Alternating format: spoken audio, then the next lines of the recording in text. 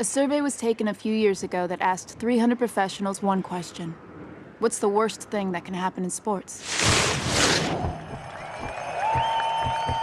Some people answered losing a Game 7. He scores! Bruins win in 7 games! And other people said getting swept in 4. Some people said it was missing the World Cup. Guatemala is eliminated! And some Brazilians said it was losing to Argentina. Not just in the World Cup, anytime, ever, in any contest. But one person answered that the worst thing that can happen in sports was 4th place at the Olympics. This is a true story, but except for my own, I've changed all the names, and I've done my best to obscure identities for reasons that'll become clear. I'm Molly Blume, and right now I'm ranked 3rd in North America in women's moguls. I grew up in Loveland, Colorado, about 2 hours north of Denver. I have a BA in political science from the University of Colorado, where I graduated summa cum laude with a 3.9 GPA. The median LSAT score at Harvard Law School is 169. My score is 173. Number 87 up, 56 on deck. I've spent 16 years chasing winter and being coached by the best in the world. Sundays were for working out with my father. Something's really wrong. When I was 12 years old, for no particular reason, my back exploded. Tough it out. Good advice. And lose attitude. Less than 10 minutes later, I was in the back of an ambulance. I had what's called rapid onset scoliosis. My spine was curved at 63 degrees, and I'd need a 7-hour surgical procedure that involved straightening my spine, extracting bone from my hip, fusing 11 vertebrae together, and fastening steel rods to the fused segments. She's gonna be fine. Oh. I wouldn't let her ski anymore. Definitely not moguls, and obviously skiing competitively is out of the question.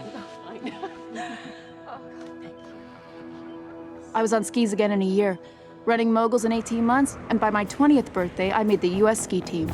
It's the last round of qualifying for the Salt Lake City Olympics. This is the champion run at Deer Valley. The altitude's 8,100 feet, and the pitch is 52 degrees, which is the same as the sides of the Great Pyramids. The wind's 20 to 25 miles an hour, blowing left to right. It's 3 below zero at the top of the slope.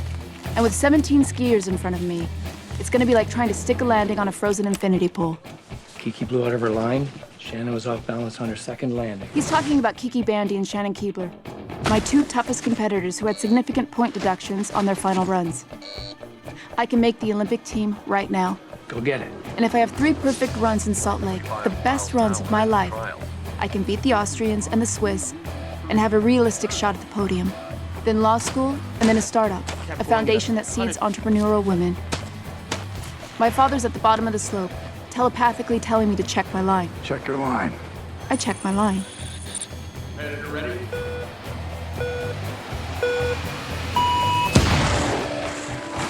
Good snow contact, calm upper body, legs together, good shape, no line deviation. Set up for the D-spin and stick the landing. Now, 2 things you need to know before the second trick, which will be a 720. The first is that when visibility is bad the way it is now, race officials toss pine boughs on the course so the skiers have some foreground depth reference. The second is that the tightness of your bindings is determined by what's called a DIN setting. If you're a beginner, your DIN setting is probably 2 or 3. If you're an experienced weekend skier, it's probably 7 or 8. Mine's 15. My boots are basically welded to my skis, right? So how does this happen? It happened because I hit a pine bough that had become frozen in the snow. And I hit it so precisely that it simply snapped the release of my bindings. Right in that moment, I didn't have time to calculate the odds of that happening because I was about to land pretty hard on my digitally remastered spinal cord, which was being held together by spare parts from an erector set.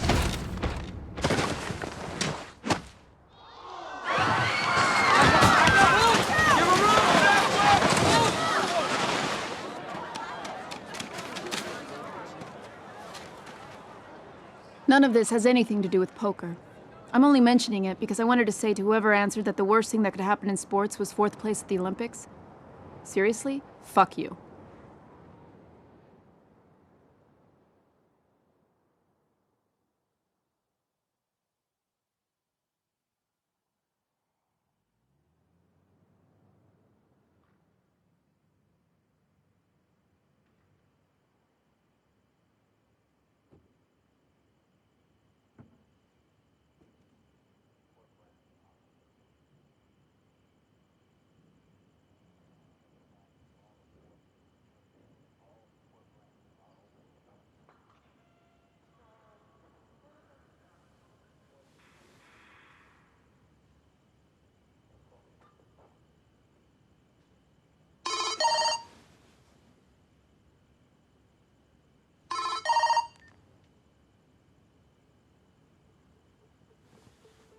Hello?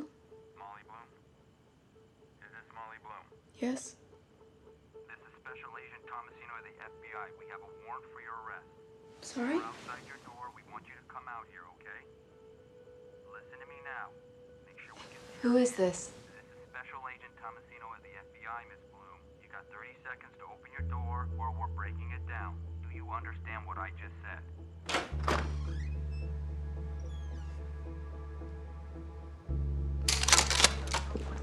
Hands in the air.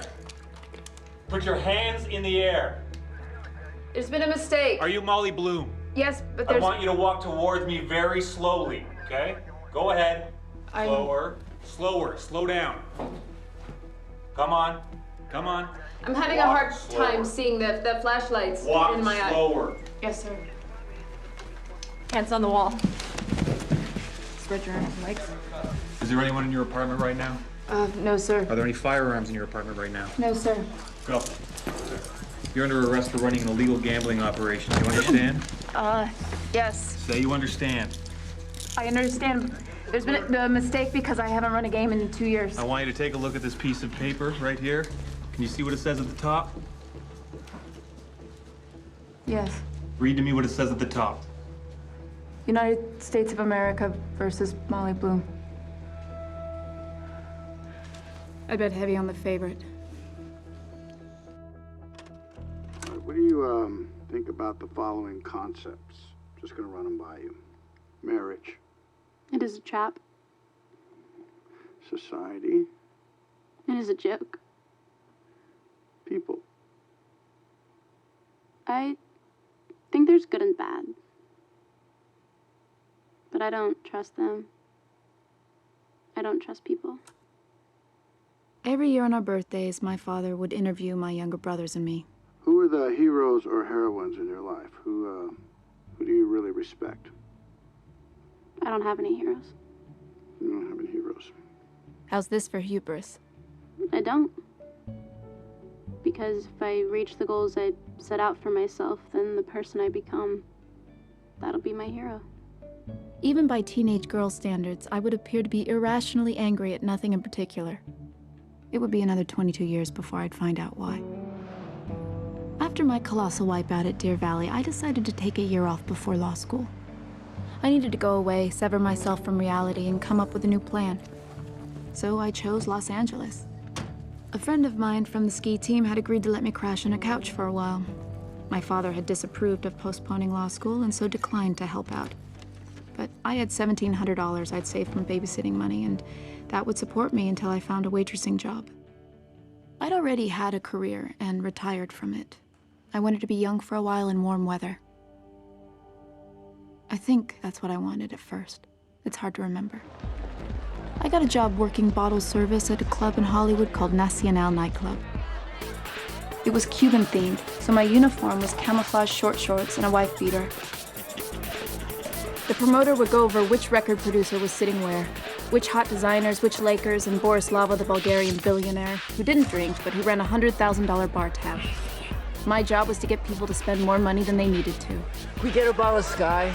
You guys look like you deserve Grey Goose. What do guys who deserve Grey Goose look like? To begin with, they got a bottle of Grey Goose in front of them. You're quick. Very clever. All right, yeah. Grey Goose. They just spent an additional $300, bringing their total to $900 for $8.50 worth of vodka. But the club doesn't need you to buy a bottle. They need you to buy 5 bottles. So these girls over here, they let you buy them shots for a living. It would be like waiting in a long line to get into the Gap so you can pay a 1,000% markup to buy all the employees a pair of pants. I only had 1 shift a week. I didn't want to tell my parents I was a cocktail waitress, and back then I never turned down an opportunity to make more money. So I found a second job as an office assistant, and that's how I ended up working for Dean Keith. Dean was a partner in Black Hughes Investments. I'm sure. He was a regular at the club, and one night he said, People seem to take to you. Hey, how'd you like to get paid to go to grad school and get an MBA in how life works? "What makes you think you know and I don't?" I'm a regular here and you're a waitress here. Look at the fucking scoreboard. Dean explained what my job was by saying, Me. I'm your job. I answered the phone, made coffee runs, set appointments, made spreadsheets, What is that? and showed Dean what a spreadsheet was. Spreadsheet. But I made $450 a week on top of the $300 I was making at the club, which would be enough to get off my friend's couch. I remember the day started by being about bagels. This is Molly. Get to the office. Pick up bagels. Do you mean now?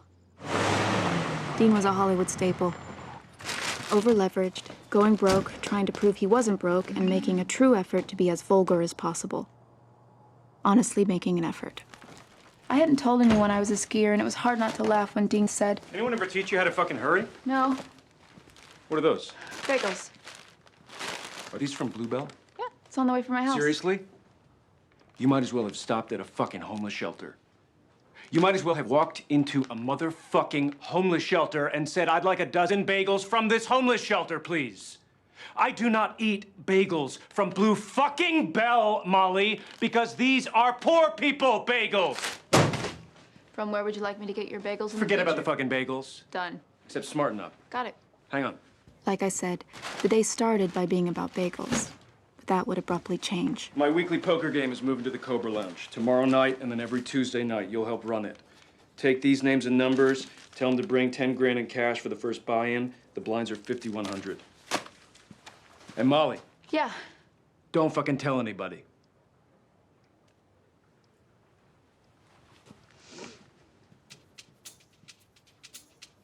I'd regarded Dean as a nitwit when I regarded him at all. But on that pad were 9 names, along with phone numbers, of some of the wealthiest and most famous people in the world. I put the numbers in my phone and composed a simple message. There'd be a game tomorrow night at the Cobra Lounge. There was a $10,000 buy-in. All 9 players confirmed that they'd be there. All within 90 seconds of my sending the text.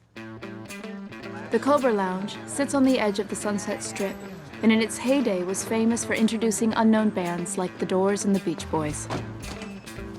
All I knew was schoolwork and skiing. I'd always figured sophistication would be easy to learn if I ever needed it. My cheese platter had a sticker that read, "Cheese, from the great state of Michigan." Diego, a professional dealer, was setting up the table when I got there. I'd Googled, what type of music do poker players like to listen to? And then tried to figure out how to make a playlist out of one Kenny Rogers song. I set up the bar, put out my cheese platter, and positioned myself at the door where I'd been instructed to only let in the names on the list. I was wearing my best dress, which I bought 2 years earlier at JCPenney for $88. The players started to arrive. I introduced myself as Molly, Dean's assistant. Are you? Asked if I could get them a drink. And took from each of them $10,000 in cash. Hi. Hi. I'm I know. the boss. Everybody here? Sadly. Yeah. Hey, buddy. Fuck off. I'm gonna own your shit. Ugly dress, ugly shoes. Let's play! Diego fanned 9 cards out on the table, and the players chose for seats.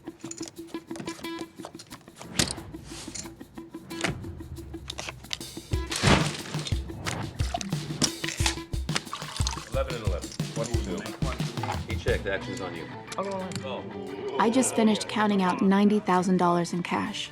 I was in a room with movie stars, directors, rappers, boxers, and business titans. They were going all in, all the time, burning through their buy-ins over and over. Here you go. Good luck. Thank you so much. He's good. I don't know. I Googled every word I heard that I didn't know. Flop, river, 4th Street. 4th Street, tilt, cooler, boat, nuts. Yeah, he's pot committed. Playing the rush. You keeping track of the buy-ins? Yeah, Where? Where's the paper? spreadsheet.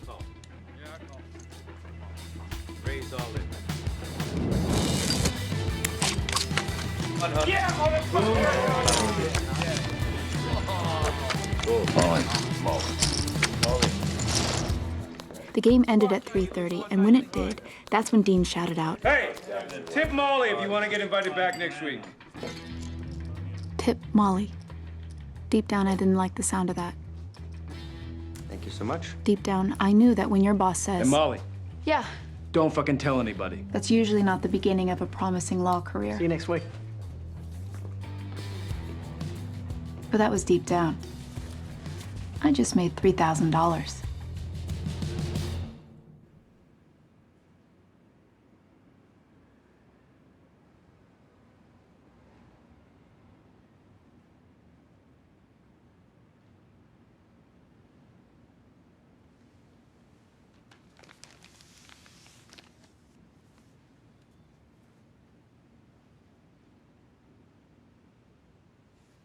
What are you reading? The Crucible. For school? My father assigned it.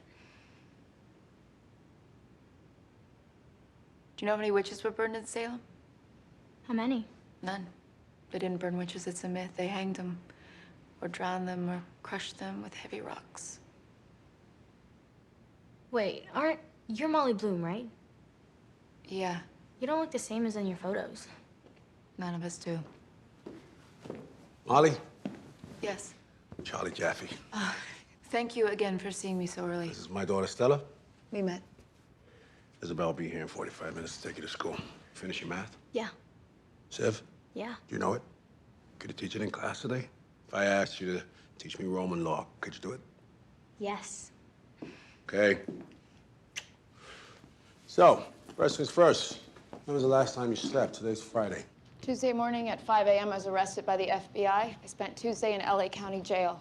I was assessed to be a minimal flight risk, and bail was set at $100,000. My mother signed over her house.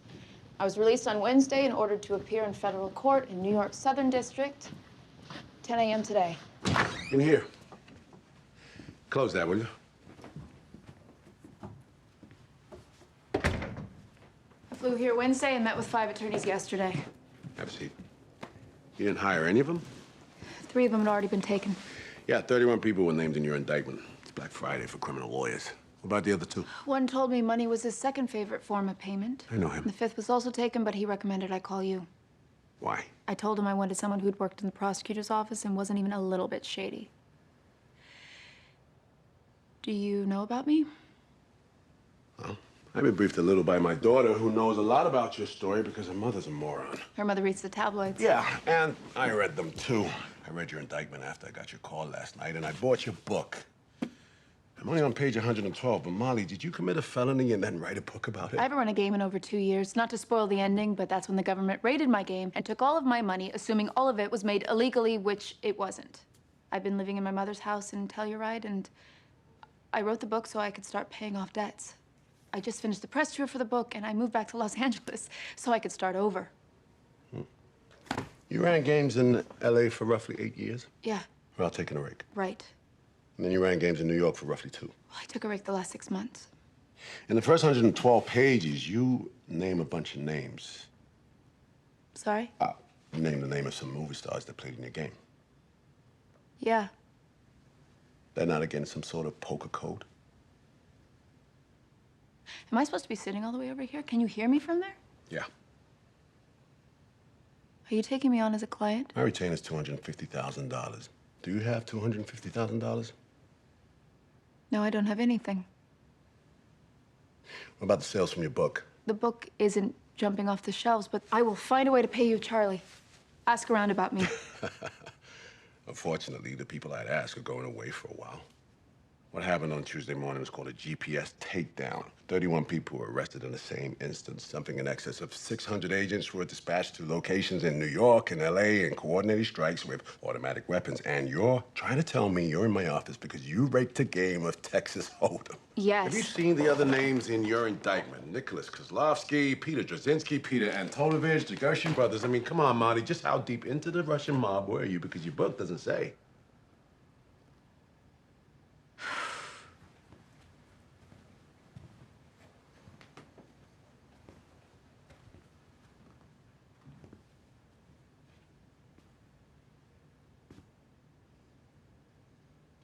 Why are you making your daughter read The Crucible?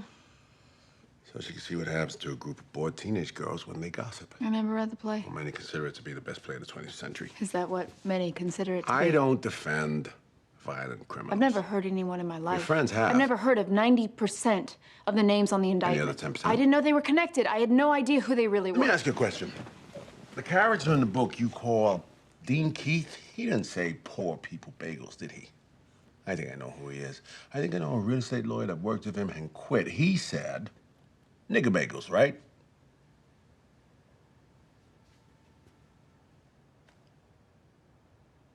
I'm not telling you his real name. He's not involved in this. But you were willing to name some names.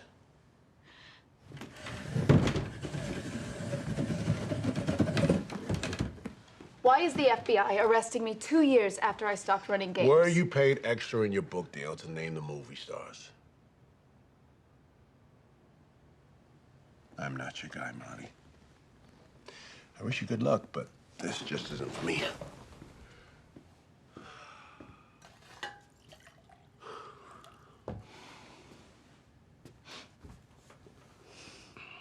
I didn't know who the Russians were.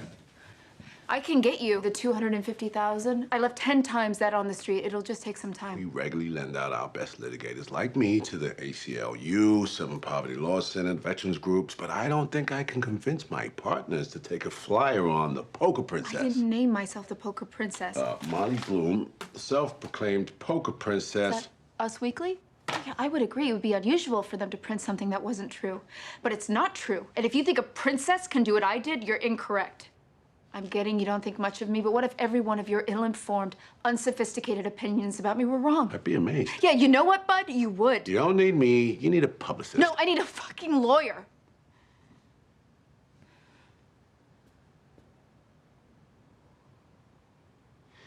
You didn't answer my question. When was the last time you slept?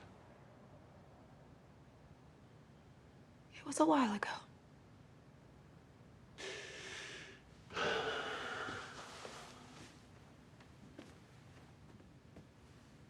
All right.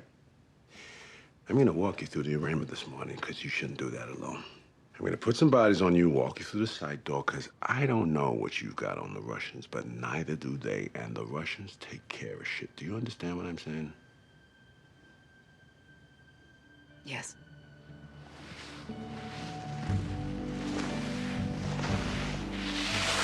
Almost. You gotta keep your eyes up, okay? Always gotta look ahead. If you look down, that's where you're gonna go. Hmm? If you look down, that's where you go. Ready?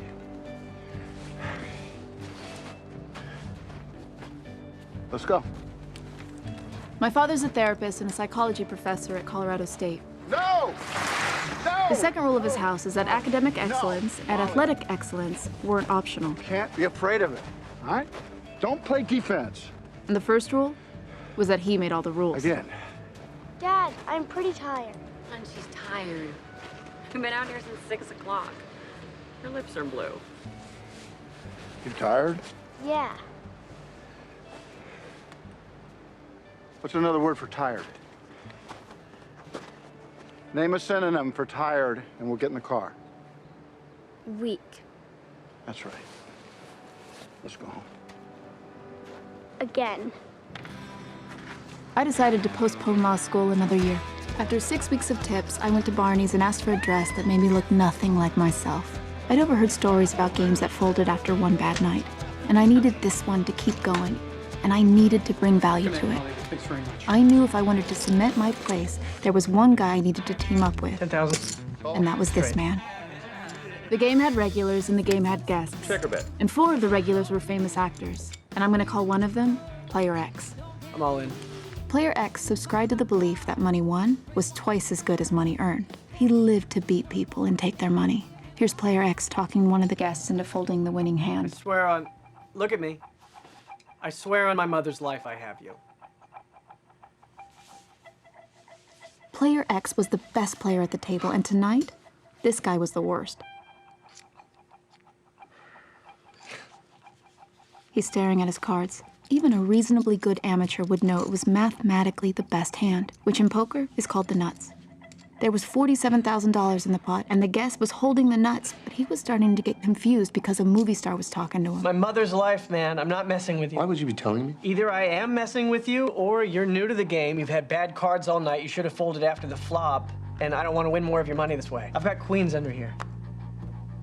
Take your time.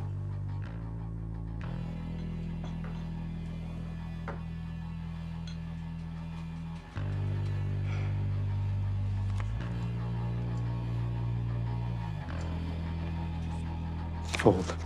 Fuck you. No!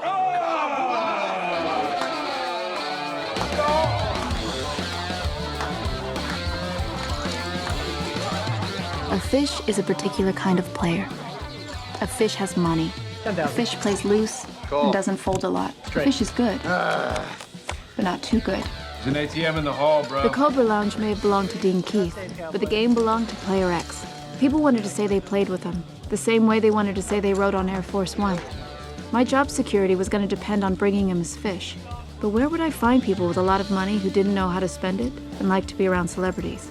If they say they're interested in poker, you give them my number, I vet them. They end up playing in a game, I'll give you $1,000 the first time they play, $500 every time after that. Be sure to mention, these guys are all regulars. Is this true? These guys play? The Commerce Casino is off the 5 freeway in East LA, and no one's ever going to confuse it with Monte Carlo. I'd watched the tables for a while before I approached a friendly-looking pit boss. Third chair at table 8 can't lose. Unless there are players at his table who can win.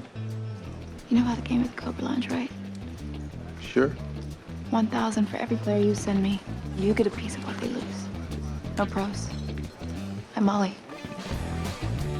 Poker was my Trojan horse into the highest level of finance, technology, politics, entertainment, art.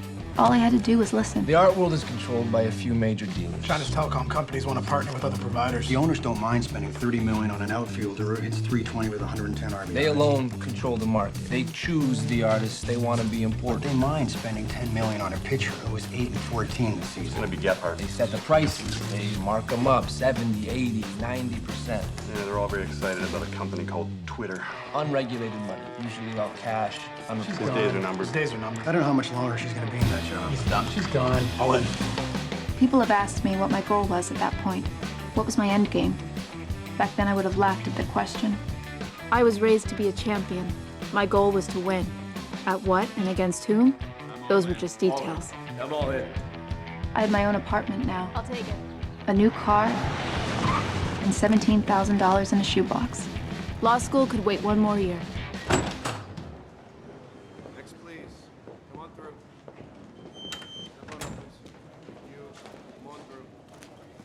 So, here's all that's going to happen today. The judge is going to ask each defendant if they've read the indictment or they'd like the court to read it to them. Then the judge is going to ask how you plead. You're going to answer not guilty. I'll make it clear for the record that I'm not your counsel, but I am appearing on your behalf at the arraignment in propria persona. Appropriate persona means on your behalf. Yeah, No, I'm saying it means on your behalf. I am appearing on your behalf. Appropriate persona means you're appearing on your behalf, not my behalf. I'll check that out, but the point is, I'm not your lawyer, and I'll make that clear for the record.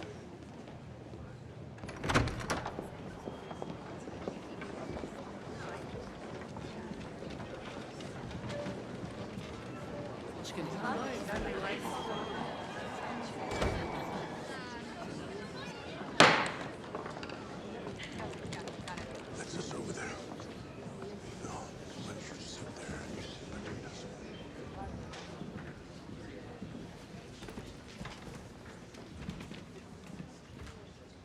You've got a good judge. He's a good guy. Counsel, please state your appearance for the record.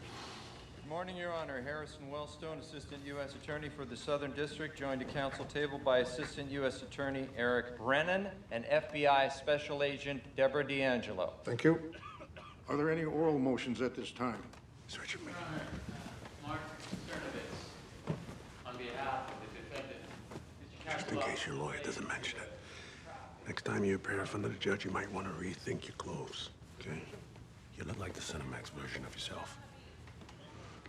I sold my clothes when the government seized all of my money 2 years ago, which incidentally was the last time I ran a game.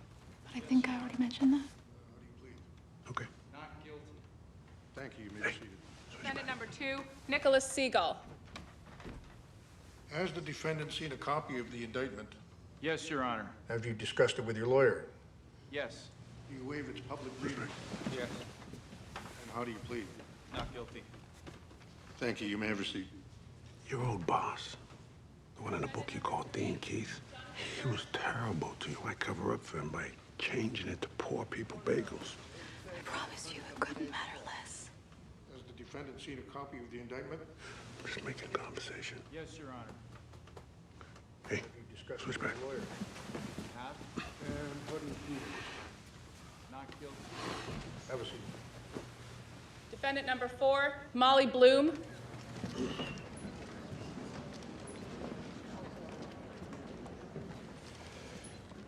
Good morning, Your Honor. Charles Jaffe for the defendant. Just for the purposes...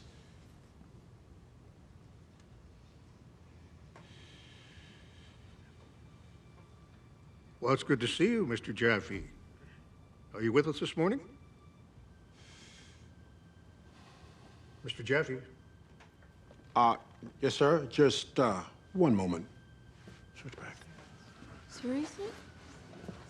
You said you got 10 times that much on the street. In my office, when I said the retainer was $250,000, you said I have 10 times that much. Counsel, I need to record your appearance. Please, the court, Your Honor. Just one moment. Your extended credit, you're destitute, and you leave $2.5 million on the street? Well, I had to. Didn't anyone try to buy your debt sheet? Everyone tried to buy my debt sheet. Is this the right time? Why didn't you sell it like you sold your clothes? I couldn't.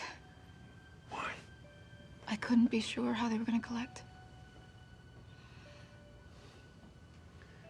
I was afraid you were going to say that.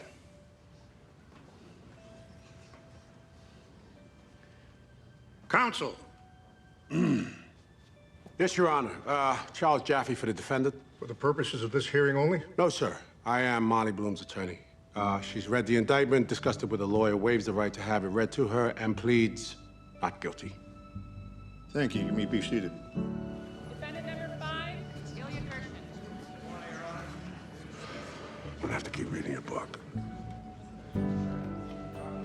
There was a track star in the 1930s named Matthew Robinson. Matthew Robinson shattered the Olympic record in the 200 at the Berlin Games in 1936. Absolutely shattered the Olympic record. And came in second. The man who came in first was Jesse Owens. Jesse Owens went on to be a legend. Matthew Robinson went on to be a janitor at a whites-only middle school in Pasadena. The difference was 0.4 of a second. As if that wasn't enough, Matthew Robinson had a little brother who was also an athlete. His name was Jackie. I have 2 younger brothers who are overachievers as well. While I was ranked 3rd in North America, my brother Jeremy was number 1 in the world. And while I was placing into AP Chemistry as a sophomore, my brother Jordan was doing it when he was 12 years old or something, I don't know. I was a hotshot student and a hotshot skier everywhere but my own house. As I got older, I began to bait my father into fights without really knowing why I was doing it. What did everyone learn in school today?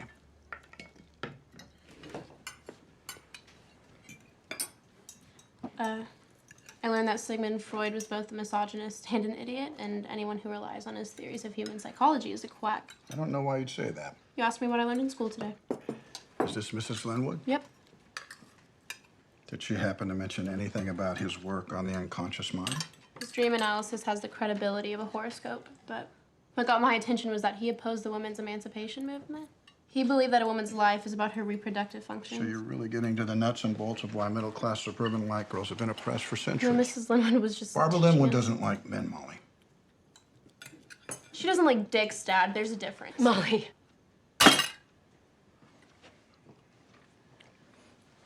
Don't disrespect me like that at the table. I wasn't disrespecting you. I was disrespecting Freud. And it's the kitchen table, not the tomb of the unknown soldier. And I'm a professional psychologist, not a quack. I never said you were Yeah, a you quack. did, and don't do it again. And don't ever use language like that again. Okay. Ignore my teachers, watch my language, and respect the kitchen table. What else do I need to do before I'm allowed to disagree with you? Make your own money so you can live in your own house and eat your own food. I'd been running the game for 3 years and saved $58,000. 13 more. I was recruiting and vetting players, keeping the books, Call. collecting and delivering checks, meeting the needs of all the players throughout the week, and still working full-time for Dean Keith, who made it clear that if I quit the office job, I'd lose the game. Goal. It's full of knives. Again. That's how. Every time.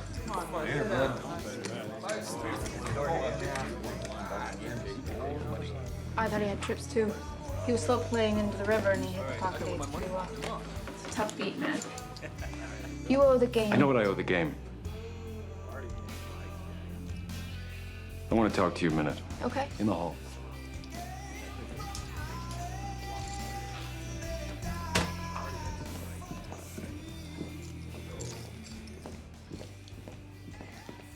Is he cheating? No. How would you know? I know. He and Diego aren't in bed together? No. What about him and you? A 52-card deck produces hundreds of millions of random patterns. But every time one of you loses 2 weeks in a row, you're sure something fishy's going on? Come on. I'm gonna stop paying you. What do you mean? As my assistant. Firing me? I'm not firing you, I'm just gonna stop paying you. You get paid once a week from the game. It doesn't seem fair. But I also have a job working for you 24 And if you hours didn't a have day. that job, you wouldn't have the game. You understand what I'm saying? I understand each of the words that you're saying, but I don't understand what you're... 24 hours a day, every day. You're gonna stop paying me to do that job because I'm making too much money doing my second job? And if I say no, I'll lose both jobs because it doesn't seem fair? Business is bad right now. Welcome to the real world. All right, here it is. Banks are loaning you money, and they shouldn't. You're bad risk, they know it. So the debt service on your loans is close to 20%, which is crazy. 20% is barely survivable if it's a bridge loan. But like, for instance, it's taken you 10 years to build 7 houses, all of which are worth less than they were before you built them because the housing market is on a downward trajectory for the first time in the history of houses. And that's why business is doing bad, not because you're paying me $450 a week. You're a business savant. I've read every piece of paper in your office. You're making thousands in tips every week. Why do you care about $450 Because I don't want to pick up your dry cleaning for free. Well, you don't have bargaining power here. You can refuse the pay cut, but you lose the game. Cash me out, please. I wasn't going to wait for Dean to take the game away from me before I put a plan in place. The next morning, I made appointments at the Four Seasons, the Peninsula, and the Beverly Hills Hotel. The suite was $5,200 a night. I spent $17,000 on a shuffle master that was installed in the table. Faster, more reliable shuffles, less downtime between hands. Food was brought in from Mr. Chow and available to eat on the side tables. There was Macallan 18, Belvedere, 1942, Remy Martin, and an 88 Lafitte Rothschild served by a bartender who already memorized your drink. Cohibas and Monte Cristo were in the humidor. A professional stylist turned me into what my defense attorney would later call the Cinemax version of myself. I spent almost everything I had in preparation for the phone call I knew was coming.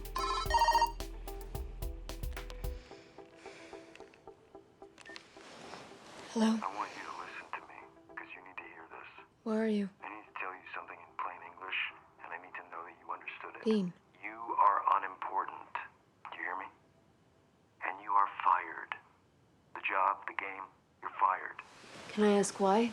How many of my friends are you sleeping with? I'm not sleeping with any of them. That's not what I heard. Listen to me. With a hazmat suit, I wouldn't... Some advice?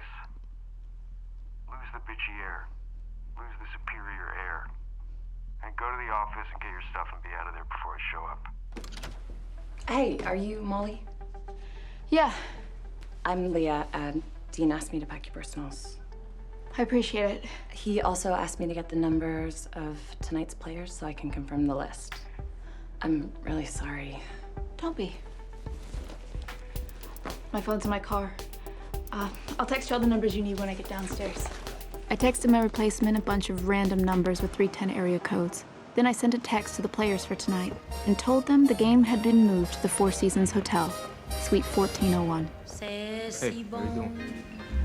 Mike? De partie n'importe où. I love Bras dessus, bras dessous. En chantant des chansons. C'est si bon de se dire des mots doux, de petits riens du tout, mais qui en disent en langue. Fellas, can I have your attention for a moment? Notre mineur. Where's Dean? I'll be hosting a game in this suite every Tuesday night. If you play tonight, you'll be guaranteed a chair for a year. If you'd prefer to play at the Cobra Lounge, there'll be no hard feelings.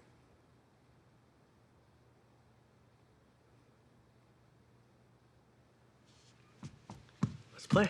The game was mine now. I incorporated, and Molly Bloom Event Planning was born. I paid taxes and 1099 my employees. I never became romantically or sexually involved with any of the players. The game would have fallen apart. This was back when I was still making good decisions. And I went to a lawyer to make absolutely sure all this was legal. Are you taking a rake? No, Then you're not breaking the law. So can I give you some advice? please. There's a saying in my business, don't break the law when you're breaking the law. What do you mean? No drugs, no prostitutes, no muscle to collect death. I don't do anything like that. But you just said I wasn't breaking the You law. want to keep it that way because you don't want to break the law when you're breaking the law. Am I breaking the law? Not really. We're able to find out for sure, aren't we? Laws are written down. You're not taking a percentage of the pot. No? You're running a square game. My game had a tricky ecosystem. These guys could buy anything. But here, in this room, you couldn't buy your win. You couldn't buy me. You couldn't buy the girls. And you couldn't buy a seat at the table. There's nothing as sweet as a win you have to work for. And the wins and losses were compelling, and they were real. Of course, it helped that the players were gambling addicts. Can I see you for a second?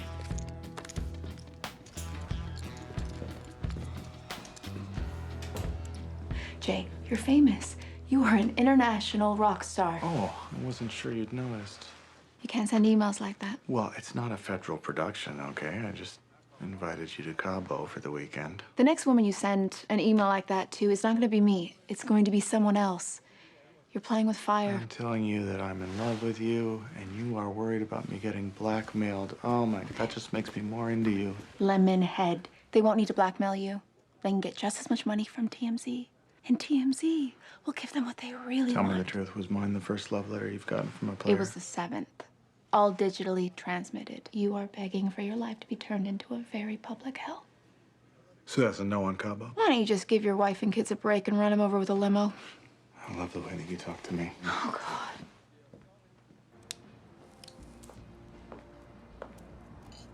God. I've had a thought. Yeah? Raise the stakes. To what? 50K buy-in. Blinds are 250, 500. That's a 500% hike. Yeah. I don't think it's a good idea. You guys give me the room for a second. Sure.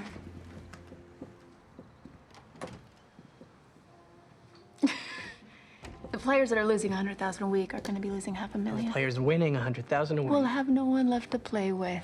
Players are going to get hurt, others are going to get killed, and some will drop out. It's not sustainable. We'll lose the game. Find new players. He meant find new fish. I went recruiting again. First up was Donnie Silverman. Donnie won the World Series of Poker last year and got in touch with me through one of the players. You fucking nuts? Donnie Silverman won the World Series of Poker. You can watch it online. He took 11 hands at the final table, but he had the nuts on 8 of them. And 3 of those, 3 were 2 outers with 4 players still in the hand. He ran hot. He doesn't lock his chips down. He's reckless. He gives tons of action, and he's got $12 million.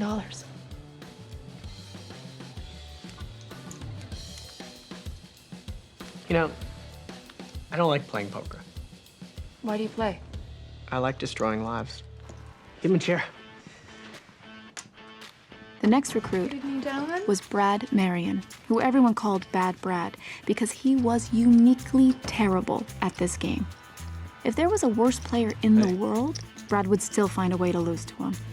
Sorry I don't have a chair, but you're welcome to a drink. No, I just came to introduce you to Brad. All in. Calling it. Yeah, I call. Sorry. I just wanted to introduce you to Brad Marion. He wants to play. Give me his information, I'll check him out. No, Derek's gonna vouch for him. Derek's gonna vouch for him meant Derek would cover any losses if Brad didn't pay, up to any amount. Hi, I'm Molly Bloom. Brad Marion. Nice to meet you. You too. But he could pay, and had to, because he embraced the fallacy of being pot committed. I'm all in. You've already invested so much. You might as well see it through to the end. Move it up, 2,000 to call. Bad Brad had raised $700 million for a fund that traded oil futures, and every week he came to the game, lost $100,000 and tipped me $5,000 so he could play the next week. Thank you. He wasn't getting any better, and the guys were feasting on him. Can I get another 50? Can we talk for a second? Sure. Dad, this game might not be for you. I know I'm no card shark. No, you're not. Here are your losses after 10 weeks, and you've won never. It's actually a statistical anomaly. Yeah, I know.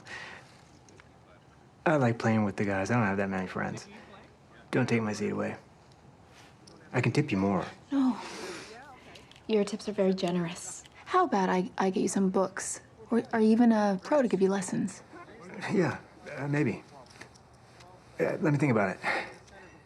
Okay. Turned out Bad Brad knew what he was doing. He was getting customers. He'd drop his 100K at the game and pick up $4 million for his hedge fund. Tell him what's smart this week, not me. More on that later, but first, Harlan Eustace. Player X said he met Harlan at the Commerce Casino and that he'd be good for the game, but I wasn't seeing what he was seeing. He played tight, folding after the whole card 64% of the time. It wasn't clear where his money came from. He produced backyard wrestling videos and other low-rent productions. But worst of all, Harlan Eustace was a good card player. Why would Player X want someone at the game who could beat him? I'd learned the answer to that one the hard way. How was your flight? Just fine. How are you paying for tickets between LA and New York? I had 2 million points left on my Amex. They took the card but let me keep the points, which I thought was nice of them. You had meetings. You had meetings in LA about your book and life rights. I did. Was there any interest? A company that owns 4,000 video poker machines wants to put my face on them. Anything else? Treat Magazine made a generous offer. Treat. It's a new magazine for the high-end photography enthusiasts. They want you to pose naked. I'd be the April treat. I meant interest in your book. Yeah. Any offers? A few, I guess. Couple. 5. Really? Yeah. And I passed. you're destitute and you passed on 5 offers to turn your book You will into a be movie? paid, Charlie. I'm just curious as to why you passed on what would appear to be the only way out you have. Creative differences. Okay. Should we start? You know, I am gonna figure you out. Well, let me know what you find. You see this? This is discovery. Let's see what we discovered. Over here we have Peter Jasinski, Peter Antonovich, and Peter Slobo, the 3 Petes. Now, the 3 Petes run a chain of corrupt medical clinics and have been committing insurance fraud, wire fraud, and mail fraud on an epic scale. Now, over here we have the Ragnayana Gershon organization. They're a worldwide bookmaking operation handling hundreds of millions of dollars a year in illegal sports betting. And over here, we have the Alexander Habib organization. This is also an illegal sports betting organization, but this one financed by an art gallery owned by Shalil Habib, who everyone calls... Shelley.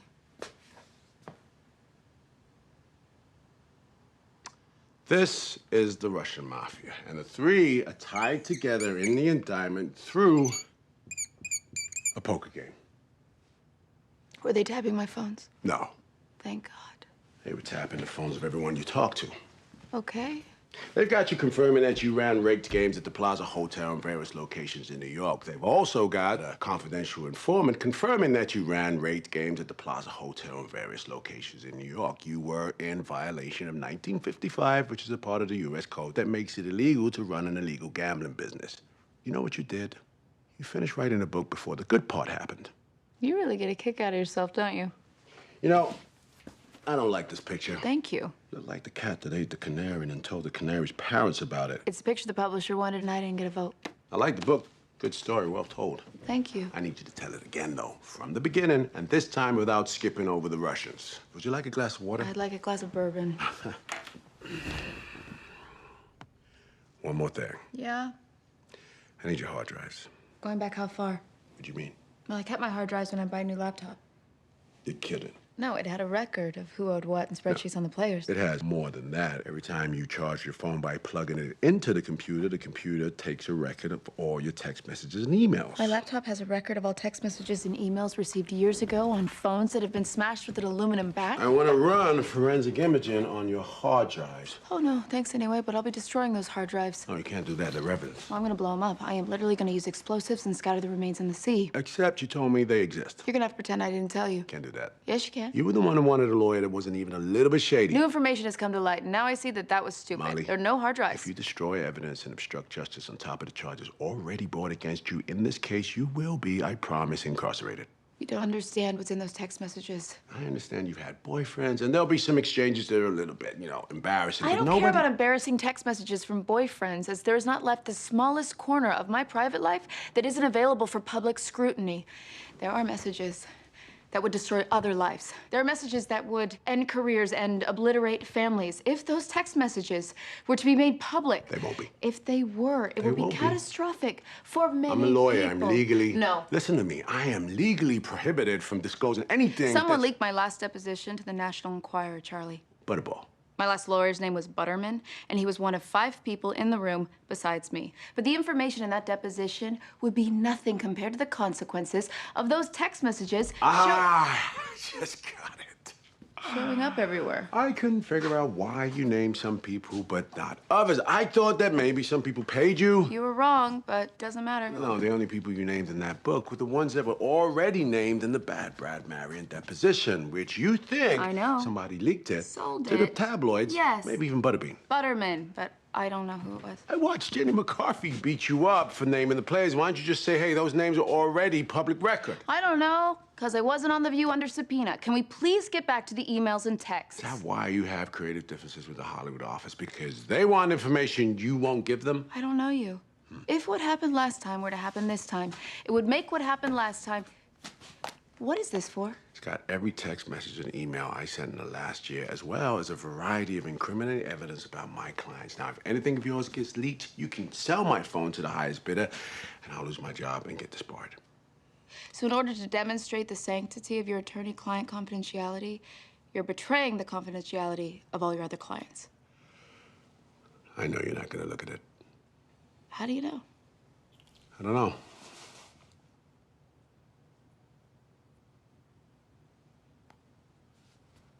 I'll fly home to Colorado and be back the next day with the hard drives.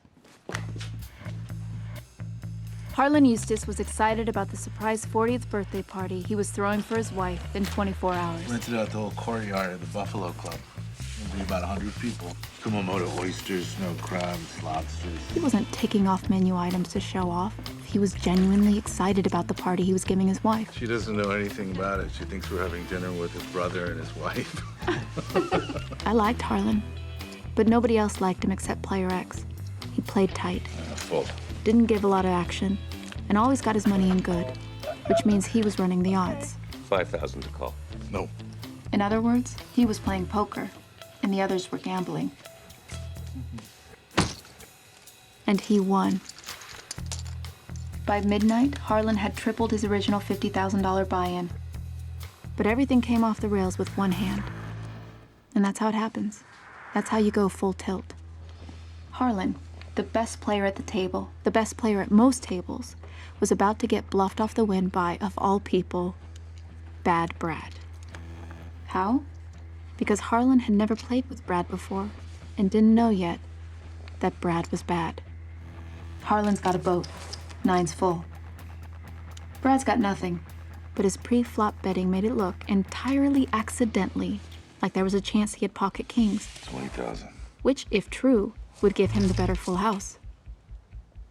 Brad's counting off 20,000, which means he's gonna call. And Harlan knows that if Brad's gonna call and not raise, it means he didn't have the boat. And he's betting a high 2-pair, probably kings and queens. But then instead of calling the bet, Brad pushes $72,000 into the pot. I'm all in. Harlan looks at Brad. Every tell Harlan knows about, carotid artery pumping, stiff hands, Brad's doing the opposite.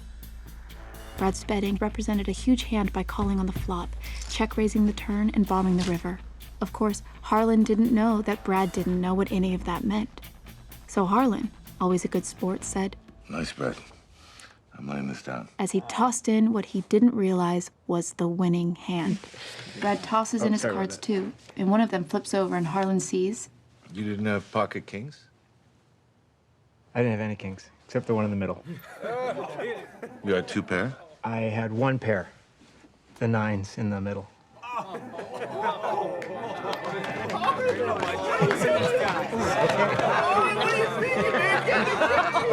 Thank you. It wasn't even that it was that much money. Harlan only lost about 40,000 on the hand. But a circuit breaker blew, and Harlan was out for blood now. everyone's. You have 112,000 on the table. You want another 50? Give me another 100, please. Sign here for 100,000. By 5 a.m., Harlan was down $500,000. He'd abandoned everything he knew about poker and was playing like a frat kid, swinging for a home run on every hand. Another 100, please. Hey, bud. Molly, please. Let's go. Sign here for 100.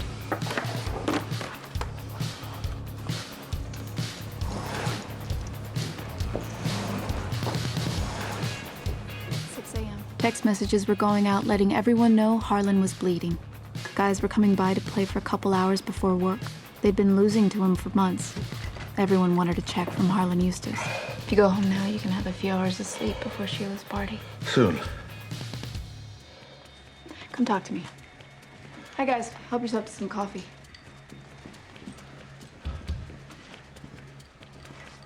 You're on tilt. Everybody knows it.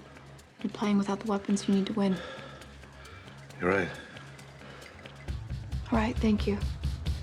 Just give me 500,000. I just gotta get back to even. That should be the second line of every gambler's obit.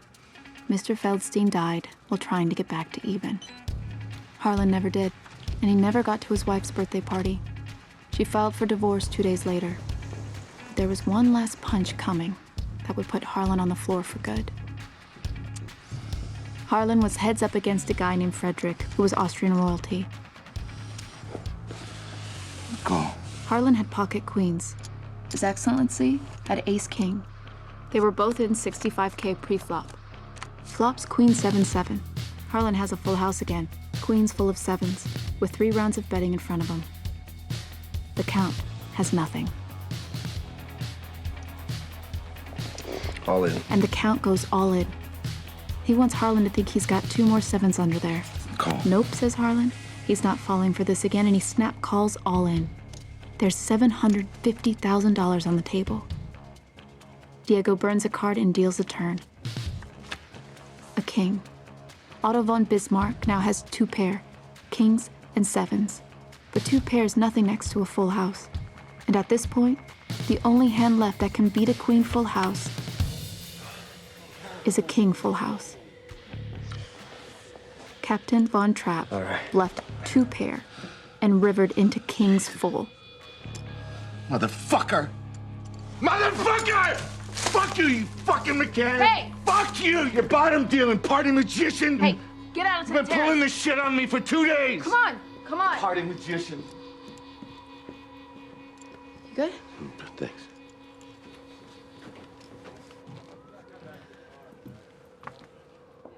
What the hell? I'll apologize to Diego. Yeah. And you're gonna go home. I'm making a floor call, that's it. Did you hear me? I don't have it. $1.2 million. I don't have it. I'm sorry.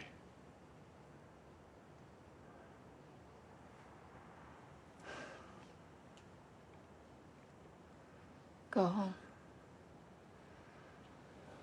I'm very sorry. You gotta tell Sheila the truth, okay? Tell her the truth. Tell her what happened. I'm gonna help you. I'm gonna get you to a meeting. We'll meet tomorrow and figure out what to do about the money.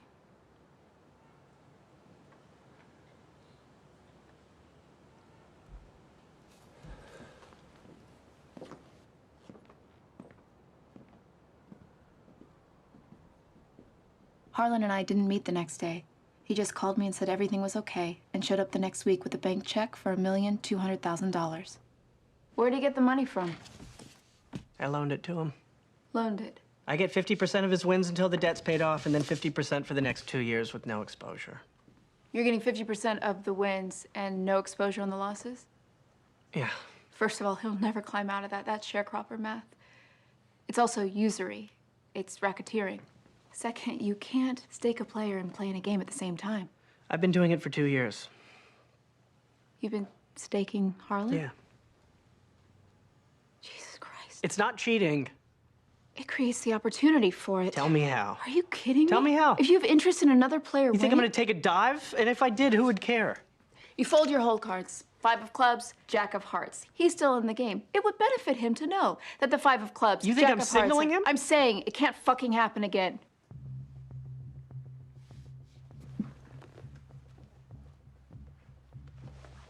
You disapprove of me. It's not personal. It feels personal when you chat up every other guy at the game except me. When you stay late for a drink with JT, but never... Have you visited his Oscar? I think it's bolted on the hood of his car. It's noticeable when you go out of your way to demonstrate that you have no interest in me. You did the same thing to Dean. These guys want to play cards with me, not you. Be that as it may. You know who the biggest winner in this game is? It's you. You know who the second biggest winner is? Look. It's you. What are you taking home? 10,000 a night now?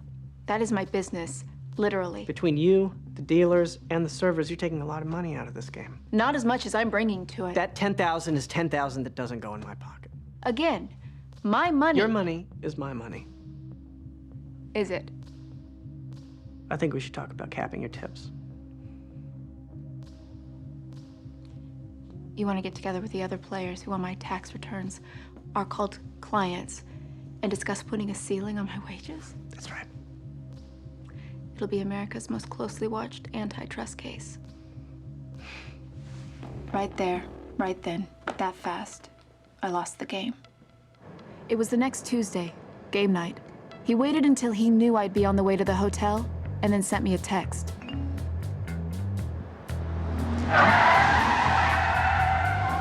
It said, "We're playing at Dave's tonight. No need to show up." And I knew the truth even before I answered the call that came next.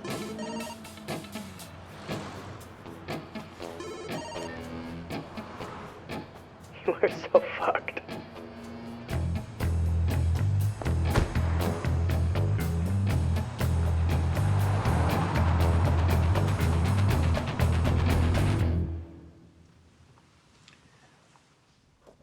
There's no such word as verticality.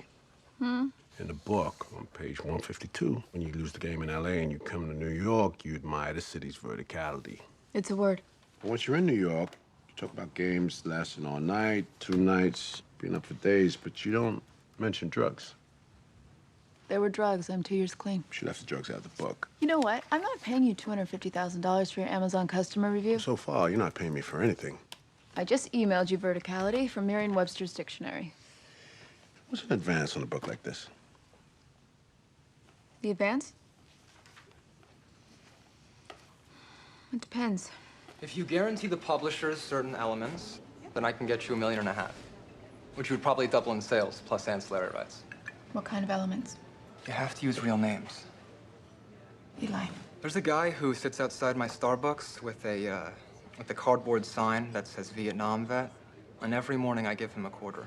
And right now, the only difference between you and him is that you have a story. I'm 1,000% sure that the homeless Vietnam vet has a better one. You have one asset.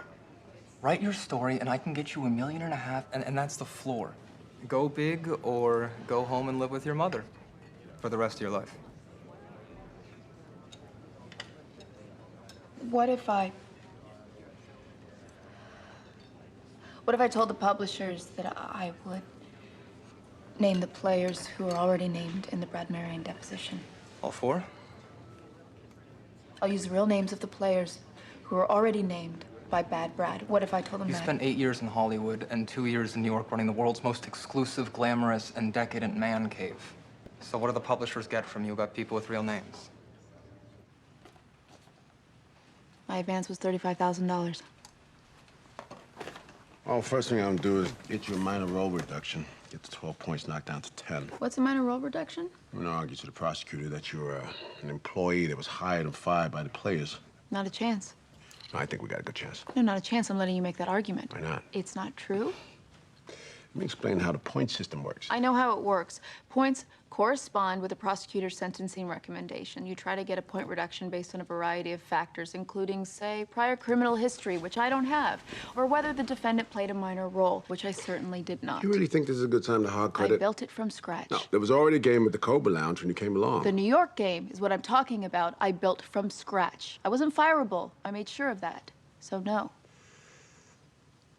I wasn't really listening. I'm refusing you permission to seek a minor role reduction. I'm refusing you permission to invalidate my entire career. And I'm not caring. I built a successful... Hey, do you want kids? You interested in having a family? Very much. I don't get you some point reductions, and the sentencing recommendation guidelines say 8 to 12 years, and that's before they try to jam you up more for money laundering. Money laundering? The moment you change the Russians' money for chips, I would have had to have been aware where the money was... Find me 12 men and women who believe that you weren't aware of exactly who was sitting at your table and where the money came from. So, that's it. You were a cocktail waitress.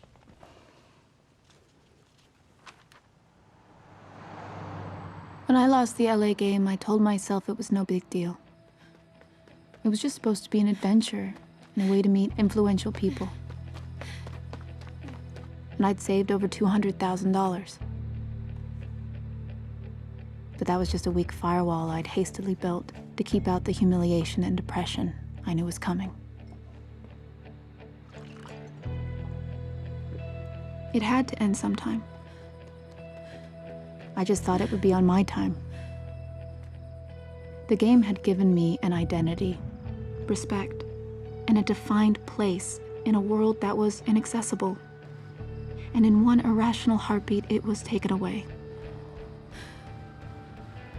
I was irrelevant and forgotten overnight.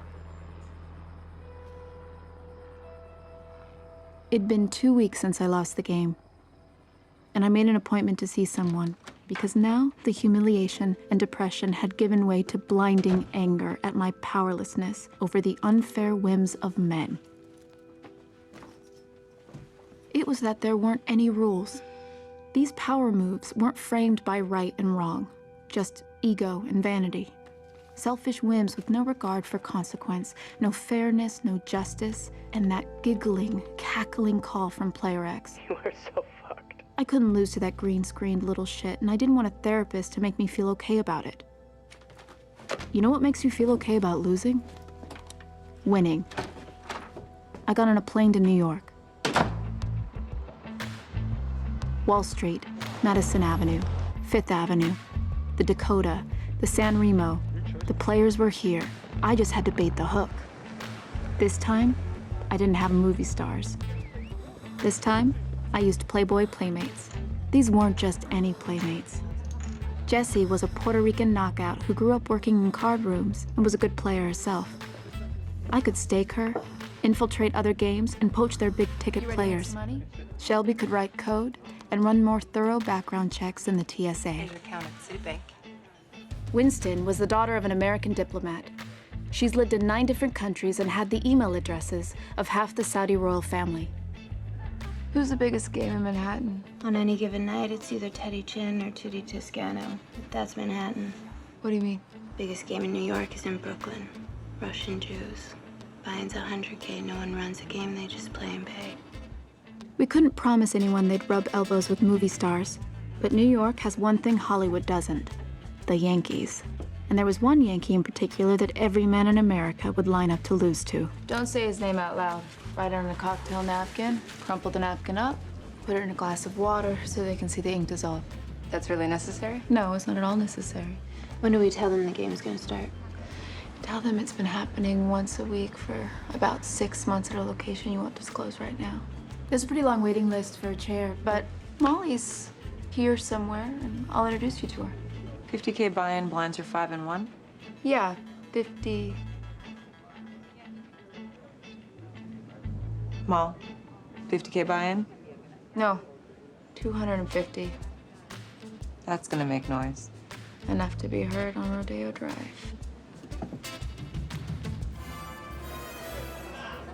The Gold Coast of Long Island has been home to the Vanderbilts, Roosevelts, Whitneys, J.P. Morgan, and F.W. Woolworth. It's an impossible ticket to get, but I can talk to Molly. Tonight was a $10,000 per person fundraiser to pay for major renovations at the East Hampton Yacht Club. Molly's around here somewhere. I could introduce you, but I wouldn't get my hopes up. That's for real. There was a charity event for residents of the Hamptons who own yachts. In my business, that's called a target-rich environment. I have to tell you, the initial buy-in is $250,000. $250,000, that's almost as much as my second car. Your friends come to the games? Mm-hmm. It took only 7 weeks of recruiting to get 10 players and 7 on a waiting list. And in these circles, that was more than enough to start the mythology. By morning, gamblers would be telling and hearing stories about this game in London, Tokyo, and Dubai. All in. At the end of that year, I reported an income of $4,773,000. Every square inch of it legal and on the books. I was the biggest game runner in the world. All tips. I still hadn't taken a rake, and I still hadn't accidentally recruited members of a Russian crime syndicate. In the beginning, I was using drugs to stay awake. First Adderall, then Adderall crushed up to defeat the time release. Then Coke, Valium, Vicodin, Percocet, and more Adderall. I rented a penthouse apartment and installed plasma screens for the sports bettors. I had the lower stakes games on Wednesdays, Thursdays, and Sundays at my place, with Tuesday night at the Plaza being the big game. At 7, the dealers came, and the table was set up and polished, and 10 chairs were placed around it, exactly 12 inches apart. I used custom chips and 2 dealers who worked an hour on, an hour off, with a new crew coming in after 12 hours. Casinos have discovered that certain scents make people more likely to place big bets. The casinos pump those scents in through the ventilation. I had custom candles made. I had been working with a new dealer named B. Not like Beatrice, just the initial. She'd been working in trashy card rooms on the east side, and we became friends. Tone it down. The big players don't like fast hands. Sarcastic dealing. Cool. You've got to do it. Not doing it is insanity. You must be able to see that. You've been stiffed 4 or 5 times. You've got hundreds of thousands on the street. That's money you're never going to see again. B had been suggesting it for a long time. She was suggesting it again because of an incident the week before. Hey, Cole. Hey. Come on in. Thanks. You got my check? I do. It's right here. Thank you. Hey, can I show you something on TV? Actually, I'm in kind of a hurry. Just take a second. Have a seat. This is last Tuesday's game. Shit, Molly. If the guys find out you got cameras on them, they're gonna go nuts. Yeah, that's you in the 7th chair. Look at your stack of chips. I got a cab downstairs. So just... Look at the timestamp. 1:06 a.m. Let's fast forward to 1:07. 1:07, you lose a hand to Boosty. Wait, what is this? 1:08. Our sheets say that you didn't buy in again between 1:06 and 1:08. But look at that. Your stack's bigger. I can explain. It's just Okay, let's rewind. This screen's got the dealer changeover, while at the same time on this screen, and there we are. This is why I can't reconcile $57,000 from Tuesday's game. A 7-Eleven's got security cameras on their slushie machine. I've got $1 million changing hands every 2 minutes, imbecile. You don't think I've got eyes on the table? Relax. I owe people money. I know. Why isn't it coming from the trust fund? I need my parents' permission to get that much. And they kill me. You don't even understand what it's like. People just don't realize trust fund kids are suffering in this economy, too. I realized what I did was wrong. Did it take a lot of soul searching to get you there? I meant that... Okay, first of all, the guys that are making the counterfeit chips are taking you for a ride. They know that there's signatures built in the chips. Exact weight, infrared markings. Breathe. Second, don't try this at anyone else's game, because if you do, they're gonna express their anger in a much different way than I am. You owe me $57,000. When I get it, you get the tape. But until then, you don't play in anyone's game. So when Tuesday night came, B was at it again. Your exposure's crazy. It's not if, it's when. You're gonna get blown up. Your risk is nuts. If I took a rake, this game would no longer be legal. And if you can't cover, this game will no longer exist. You're the bank now. You're guaranteeing the game. If you see a hand you don't want to carry, just look at me, flash me a number, and I'll take it off the table.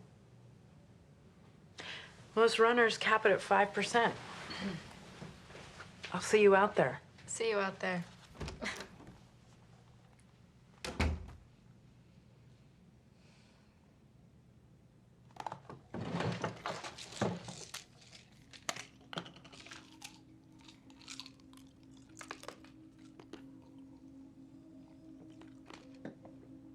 2 weeks later, around 2 a.m., there was a pot that was up to 1.3 million pre-flop. Call. With 5 players still in.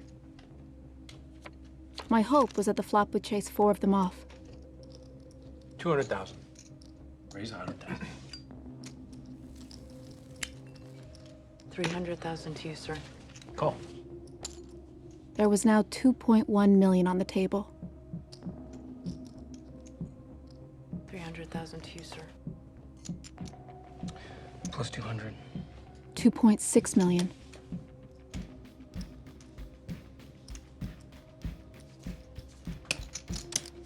$3 million. She was right. I was extending credit, big numbers. And it's not like Harlan Eustace hadn't already put the fear of God into me. If I couldn't pay one time, that'd be the end of the game. I was the house. That's how quickly I made the decision. And just as quickly, B calculated 2% of the pot and took it off the table. That was it. I just taken a rake in violation of U.S. Criminal Code 1955.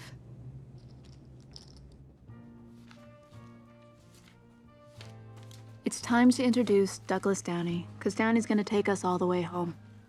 Downey was a drunk, and he'd stay after the game and hang out while I did the books. He was hard to understand when he was drunk, and his conversation openers would always sound like the title of a detective novel. Victim of circumstance. Yeah. Story of, story of my proverbial,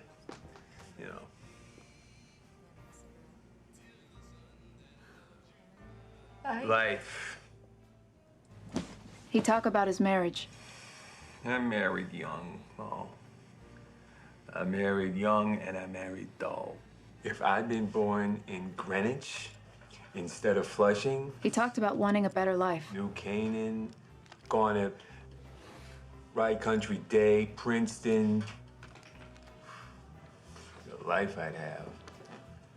The wife I'd have. I'd be a player. Victim of circumstance. All these are things I only say to you. Good call. And he'd talk about another game he played in. It was the Brooklyn game. The Brighton Beach game where they played all night and all day. The game that was populated by Russians. I'm the only Irish guy they'll let play. Mal, these are the nicest guys I've ever met. Then one night, Douglas Downey lost 80,000 at my game and didn't have it. Winston, can I have the room, please? Sure. I'll see you tomorrow.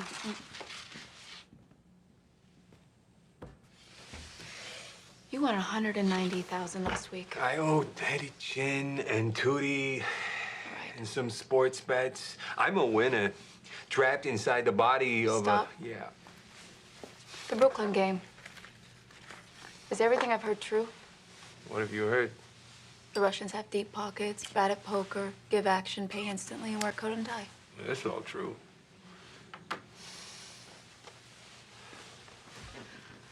Bring me some of those players, and I'll give you a piece of the game until your 80K's paid down.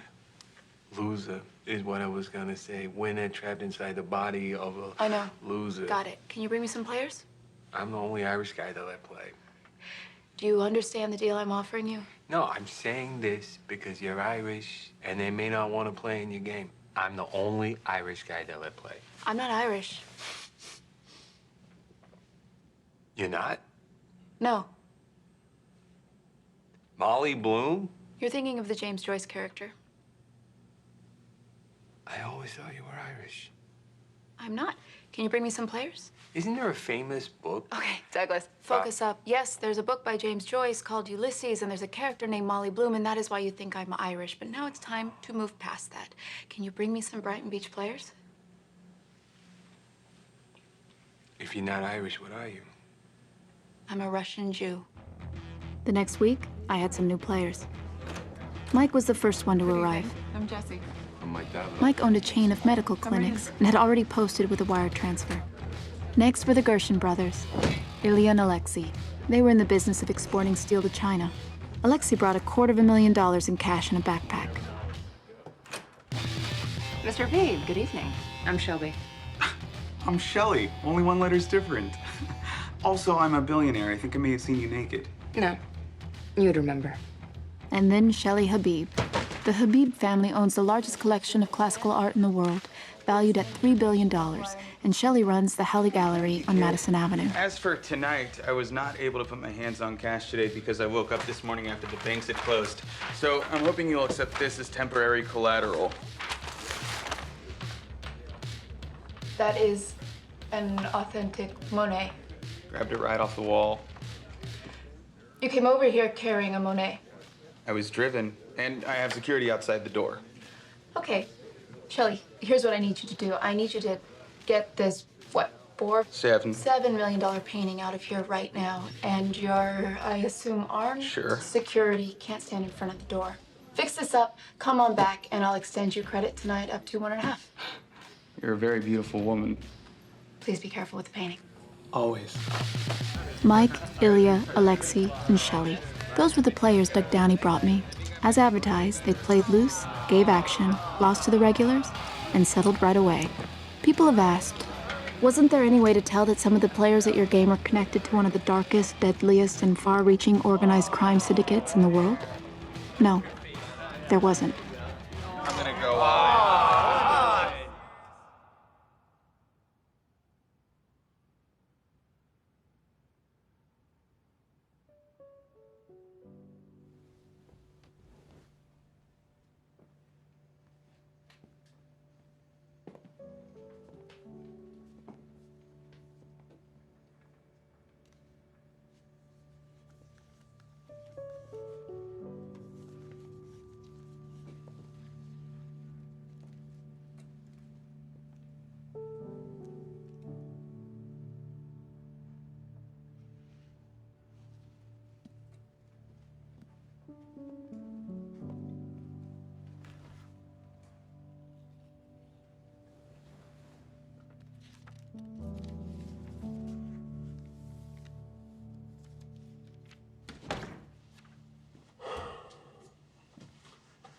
I wish I had better news.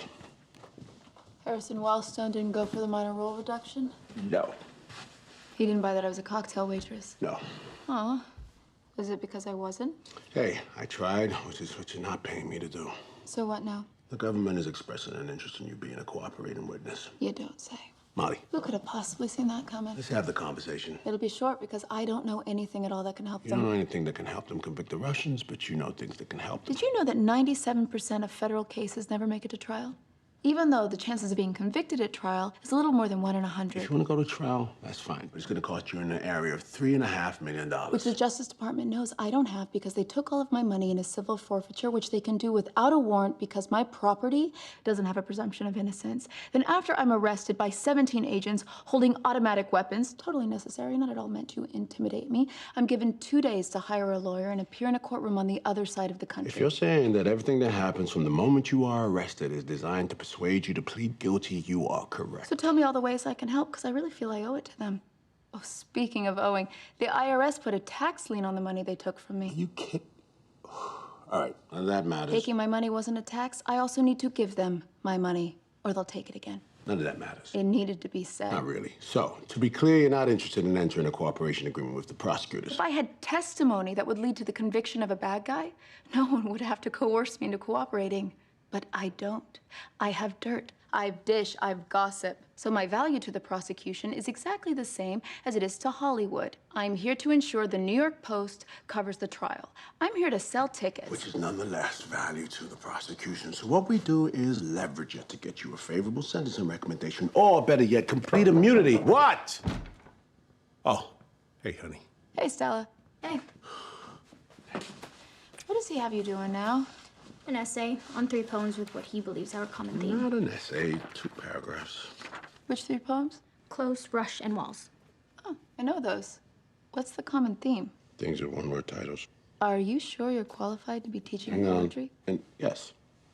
Anytime you want to run away from home, you can come live with me. And then you'll discover she doesn't have a home, and you'll come back to me. This is good. Great. Why don't you grab a snack, start your homework, and one of the conference rooms. Okay. See ya. There's no law that says you can't just hit him in the head. There is a law that says that. It's the first thing I taught her to read. Go.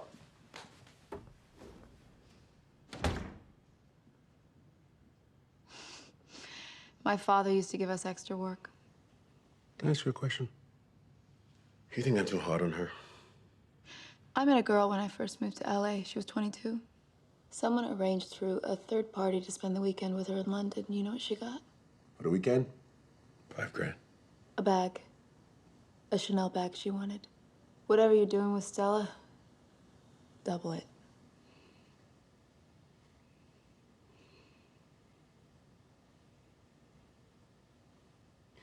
Where's your father in all this? You mean physically? He's in Colorado. Your parents still together? No. You and your father close? No. Was he tough on you? You know how many girls at the Olympics have demanding fathers? All of them? That's right. I was tough on him. What do you mean? I was a brat. Fathers don't care. I'd start fights with him. Why? Why would I start fights with him? I put you through grad school. I raised the kids. I did got everything. No. No, you listen to me. All you do is cheat on me and lie to the kids. You lie to your wife and you lie to your kids. I don't know. For the record, a law in 1955 that I'm accused of breaking it defines gambling as betting on games of chance. Yes. Poker isn't a game of chance. Roulette's a game of chance. Poker's a game of skill. Still, I mean, I'll tell them everything they want to know about me. About me. That's it.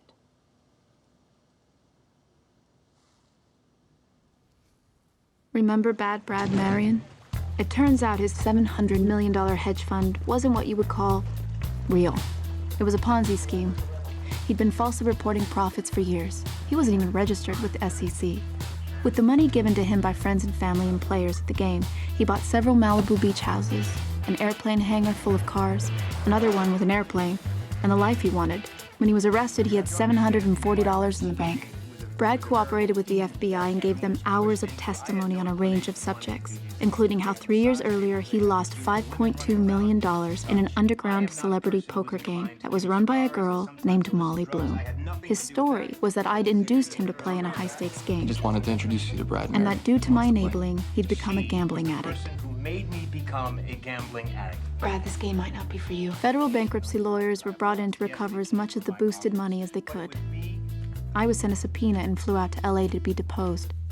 Can you confirm the names on the list all played poker with Brad Marion? This list was provided to you by Brad Marion? I just need you to confirm for the record that your game included but was not limited to the players I on this understand. list. What I'm trying to get on the record is that I'm not the one who provided the list. These names were provided by Brad Marion. So, under oath... Yes, I can confirm the list is accurate. The LA players and I were given a choice: testify against each other in open court, or help make restitution to the victims of Brad's Ponzi scheme. I wrote the government a check for $500,000. And somewhere in an FBI field office in New York, someone was pinning my picture to a wall. I was running 6 games a week, sometimes at 2 different locations in a night. And by this point, I was addicted to drugs. Adderall, Ambien, Xanax, Coke, alcohol, Valium, Ativan, Trazodone, anything that could keep me up for a few days and knock me out for a few hours. But I wasn't just taking them to stay awake anymore. It was dark and friendless where I was. I felt like I was in a hole so deep I could go fracking. Didn't feel like depression. It felt more violent. I was tired of living in the frat house I'd built for degenerates. I was tired of the greed. Mine, not theirs. Everybody's. I was sick of being high all the time. I was sick of living in the gray area. I couldn't recognize myself, and what I recognized, I couldn't stand. After a game one night, Douglas Downey surprised me with a confession after opening with another detective story title. Got shot on the river. I want to say something. Okay. I want to say, something. Okay. I'm just going to say it. Cool. Because there's a poem, famous, a poem about thoughts left unexpressed. Two roads emerged from the woods. Do they explode? I don't know. You like poetry? I did until a second ago. I'm gonna call you. I'm in love with you. This isn't happening. Plain and simple. You're the woman I've always dreamed of, and I've been dreaming. Stop it. Listen to me, Douglas. I'm the woman all of you have always dreamed of. I'm the anti-wife. I encourage your gambling. I have drinks served to you by models who simultaneously create the impression that you're the kind of guy who can score a dime piece anytime you want. It's nice for you in here. Do you know who Cersei was? Cersei. Used to play in Teddy Chin's game. Nope. Cersei did not play in Teddy's game. She was the Greek goddess of magic, and she gave men feasts with wine and honey and then turned them into swine. Why? Fantastic question. I would never do that to you. Missed the point by miles, but that's okay. Molly? Shelby and Winston will close up. I'll see you next week.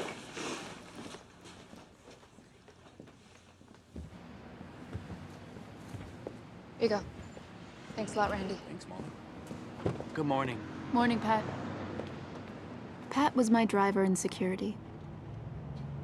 Straight home? Yeah, we didn't know much more about each other than we needed to know, but I liked him. We were friends.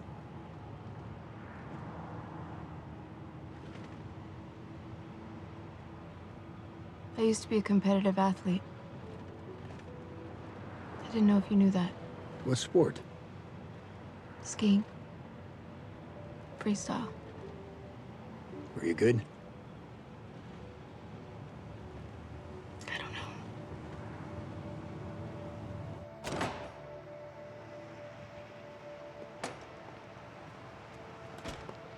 Hey, Molly, Pat asked me a can favor. I ask you something? He said there were a couple of hedge fund guys in New Jersey who wanted to play, and he could score points with them if he was able to get them a meeting with me.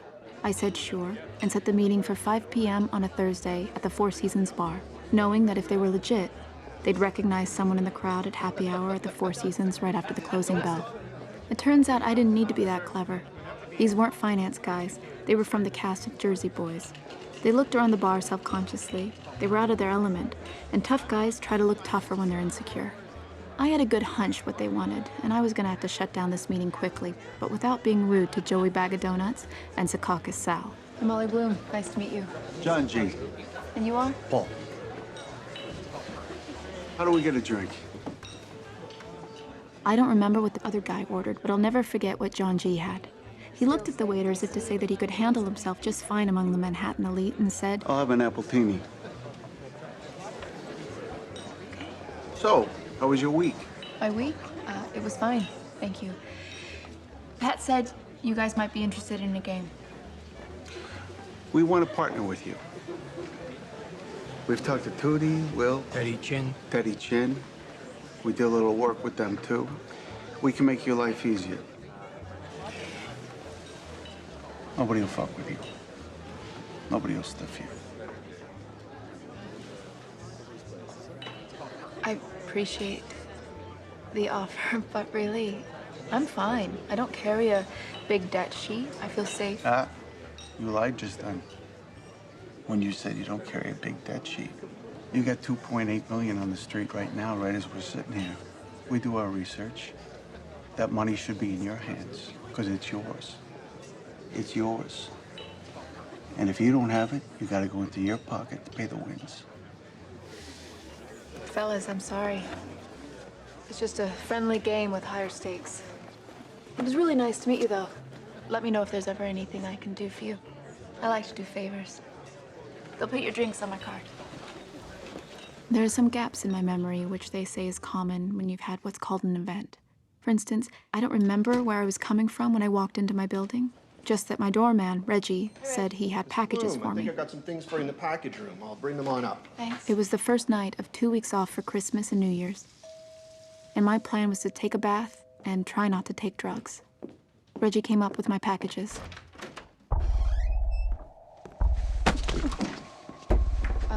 Sorry, you're in the wrong... Wait, okay, hold on a second. I have...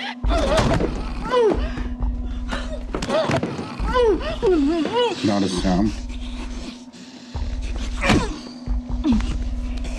You get me? I have money. It's all cash.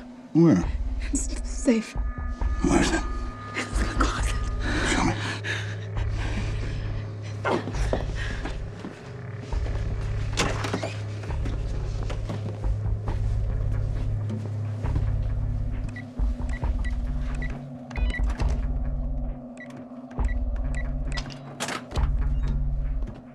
Put the money and jewelry in a bag.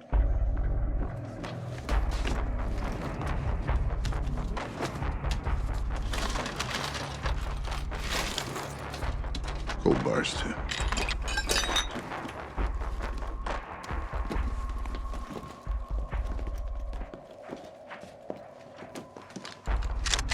Come on. Open your mouth. Open your mouth. It wasn't an offer they made. It wasn't a suggestion. This will be your only reminder. Your mother lives alone in Telluride, Colorado. Right? Right? Right, Molly? She doesn't live there anymore. I see that.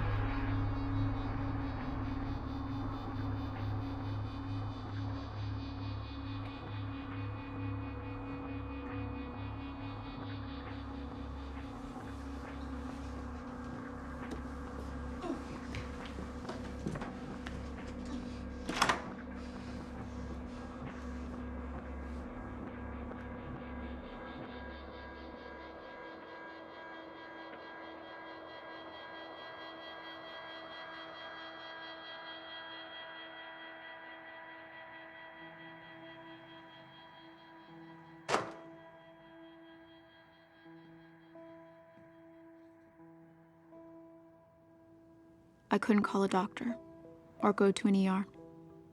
They'd take one look at me and call the police.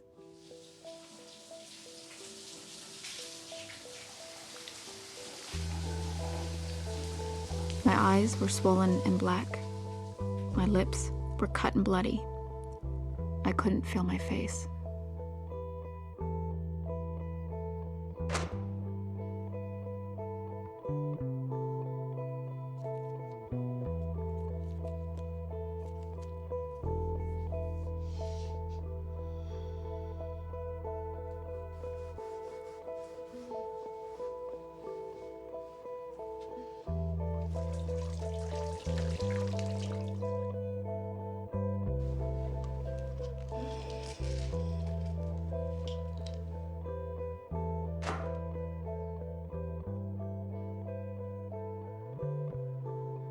Pat had set up the meeting, and he was how they knew where I lived.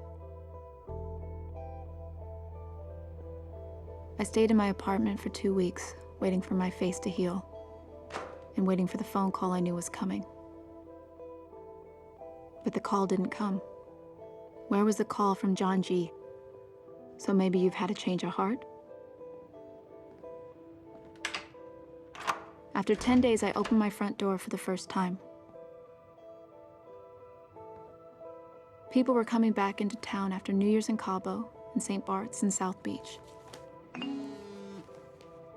My phone was blowing up with when's the next game, but nothing from John G. And then right there on the front page of the New York Times from 8 days ago, nearly 125 arrested in sweeping mob roundup.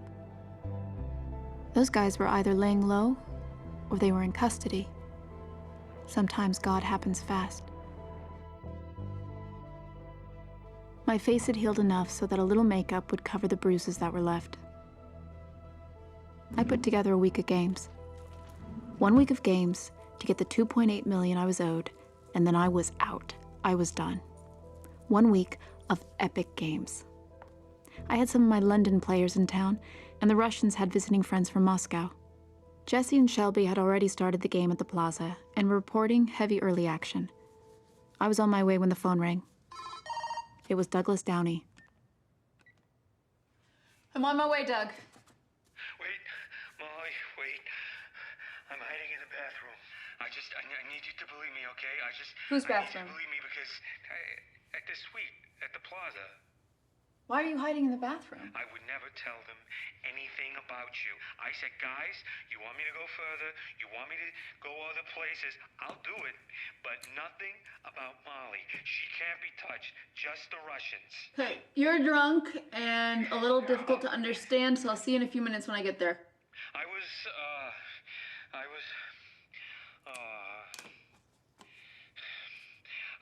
cited for securities fraud.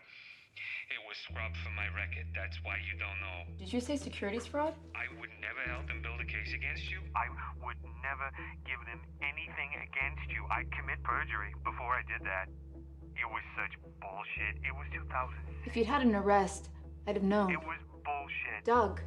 I told them, I'll go further, I'll go other places, but not you. I love you. I love Doug, you. listen, I need you to pull it together for a second. Did they scrub your record because you've been informing? Should I have told you? That's a question that'll haunt me for all my Why are you days. hiding in the bathroom? For my days, Molly. Always know that I was trying to protect you. You're someone... 5 blocks away, the FBI had raided my game.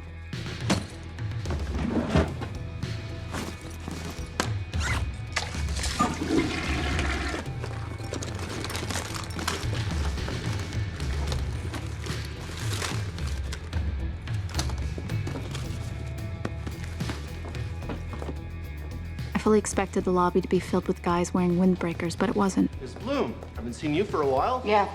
You need a cab?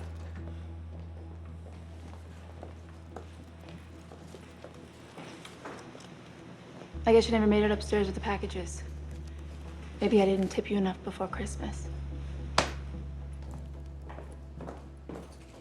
And you got into a cab, took the cab to JFK, and flew to your mother's house in Denver. Telluride. My mother lives in Telluride. That was 2 years ago. Mm-hmm. In the cab on the way to the airport, I checked my bank account balance. There should have been a little over $4 million, but instead, it said the balance was zero, and there was a note telling me to contact the Justice Department. I just want to mention that she also voluntarily checked herself into 28-day rehab and has been sober and clean for 2 years. I don't care. Were the women that work for you call girls? No, sir. They never exchange sex for money?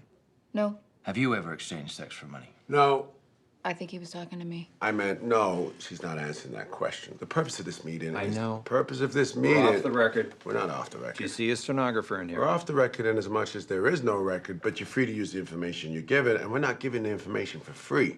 I've been sitting at this table for 5 hours, waiting for the opportunity to employ you to do the right thing, while begging my client for the last 3 weeks to act in her own best interest. Neither of those things should be hard. The purpose of this meeting is for you to meet Molly Bloom and discover, as I have, that she is not the person the press has invented. She's not under federal indictment for getting bad press, Charlie, and the purpose of the meeting for me is to discover if your client is willing to cooperate with the government in putting away some bad people. No. You're not willing to cooperate? No, I never traded sex for money. I'm still not sure if there's a record, but if there is, I wanted to be certain that was in it. It appears to me throughout your career as a game runner, you're extremely diligent about vetting players. I was. But you let 4 guys play in the game without knowing they were connected? Yeah, plus an FBI informant. It's embarrassing.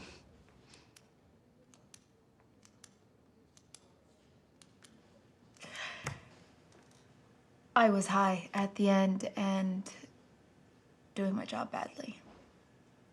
I'll also add that in my limited experience with the Russian mob, they don't immediately present themselves as mobsters. My experience with the Italian mob, on the other hand, I don't know anything that can help you. Yes. And if I did, Yes, you do. You can provide color, you can paint a picture, you can tell us Straczynski wore a $100,000 Patek Philippe and drove a Phantom. You can tell us Ilya Gershon showed up with $250,000 cash in a backpack, and you can tell us how much action Shelley was taking on a sports bet. No one was allowed to play sports bets inside the room. They would have to go outside. So I had no idea how much anyone was taking or So now laying. you're saying you knew they were making and taking sports bets? No, that's the point of them going outside. They could have been calling their mother for all I knew. Molly, Yes, sir. I don't believe you. In Mike Davidoff's phone intercepts alone, just Davidoff, your name comes up 19 times. We need Molly. Get Molly. Bring Molly. It strongly suggests you're important to his business, so it's hard for me to believe that someone with your savvy and obvious intellect... Talking about the drug. Get Molly, bring Molly. We need Molly. They're talking about the drug ecstasy. Shit, my office is next to yours for 2 years, and I've seen you make some boneheaded moves, but I've never seen any prosecutor step in it the way you just did. You should thank all of the gods that there is no physical evidence of that exchange. No, you look. No, what are you going to implore me to do the right thing? This woman does not belong in a RICO indictment. Are you out of your minds? She does not belong in a mob indictment. She rigged a game, that's it, for 7 months, 2 years ago. And why? Because she was giving credit in the millions, and she didn't want to use muscle to collect. She has had opportunity after opportunity to greatly benefit herself by just telling the real stories that she knows. Okay, I have the forensic imaging going back to 2007. And I'm talking about text messages, emails, movie stars, rock stars, athletes, billionaires, all explicit. Some married with kids, and that's just the tip of the iceberg. What about the guy that comes this close to being the U.S. ambassador in Monaco? He's withdrawn from consideration at the last minute. No one knows why. She does. CEOs with college-age mistresses, an SVP of an investment bank who wanted Molly to put a marked deck in a game, the head of a movie studio that texted that a particular movie star was too black for his liking. I mean, J. Edgar Hoover didn't have this much shit on Bobby. You know, she could have written a bestseller and been set for life. Easy. She's got the winning lottery ticket, and she won't cash it. Your office took every dollar she has in a constitutionally fucked up seizure and then put the IRS on her to tax what you seized? I mean, I've been in those strategy meetings. You broke her back so she couldn't possibly afford to defend herself, and now she has an opportunity to guarantee her freedom by providing color, and she still won't do it. This woman does not belong in a RICO indictment. She belongs on a box of Wheaties. So yes, Harrison, I am imploring you to do the right thing. She knows nothing about the three-piece, nothing about Ragnayada, nothing about RGO or insurance fraud. Between the two of us, we've appeared in front of this judge 28 times as prosecutors, and not once has he deviated from our sentencing recommendation. He's not gonna start now. I know you've been putting this bust together for 3 years, and there's no one who doesn't want to see mobsters go to jail, including and especially the one person in the room who's had one of them put a gun in her mouth. Probation, community service, or better yet, just consider that all she did is run a poker game exactly the same way every casino in America does and drop the goddamn charges.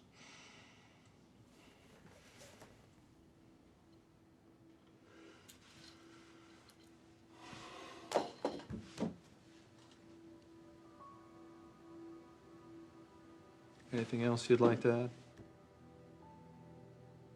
No. There's nothing else you'd like to add. I'd like to talk to Charlie in private if that'd be okay with you. Yeah. Why don't you just grab some dinner for an hour and meet me back at the office?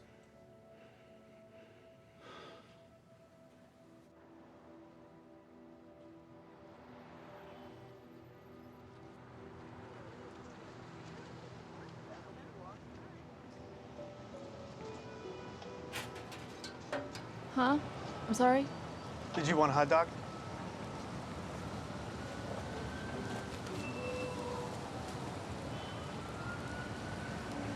I'll have a pretzel, please.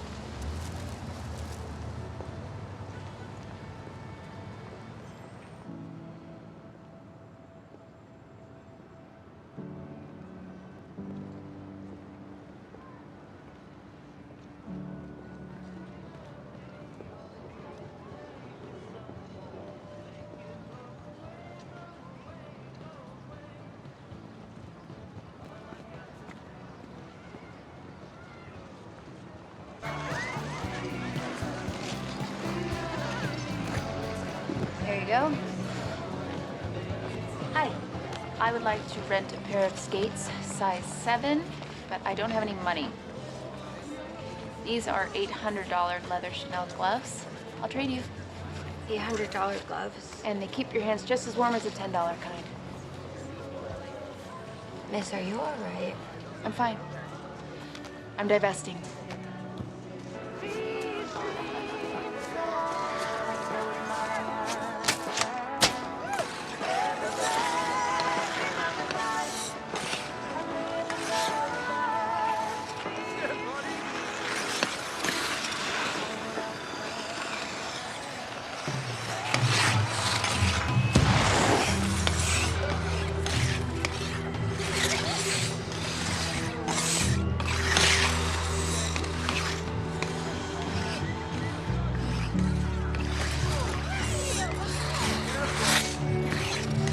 Hey, slow down! Hey, miss, slow down! Catch me! Come on, catch me!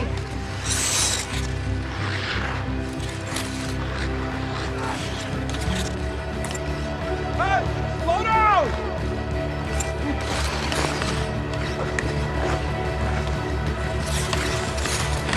Bend your knees. Dad? You all right? Sorry about that. I got you. Sorry. Taking you off the ice right now.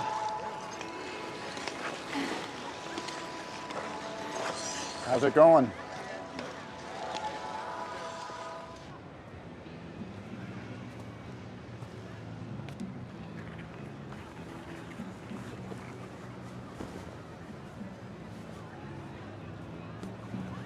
What are you doing in New York? And how'd you know I was in the skating rink? I'm a doctor of the mind. Dad. I'm here in New York because that's where you are. I called your mom at the hotel and she said you were here. Listen, it's not a big deal, but from what I saw out there, I think you're having a small breakdown. That's weird. Can't think of why. Probably because of the arrest and not knowing what's going to happen next. Old man, do you really not recognize sarcasm? Do you? Yeah, drink this. I'm an alcoholic. I can't drink, but thanks It's for hot remembering. chocolate. And for diagnostic purposes, do you think that we're in a cocktail lounge right now? You seeing waiters with trays of champagne? I want to check your pulse.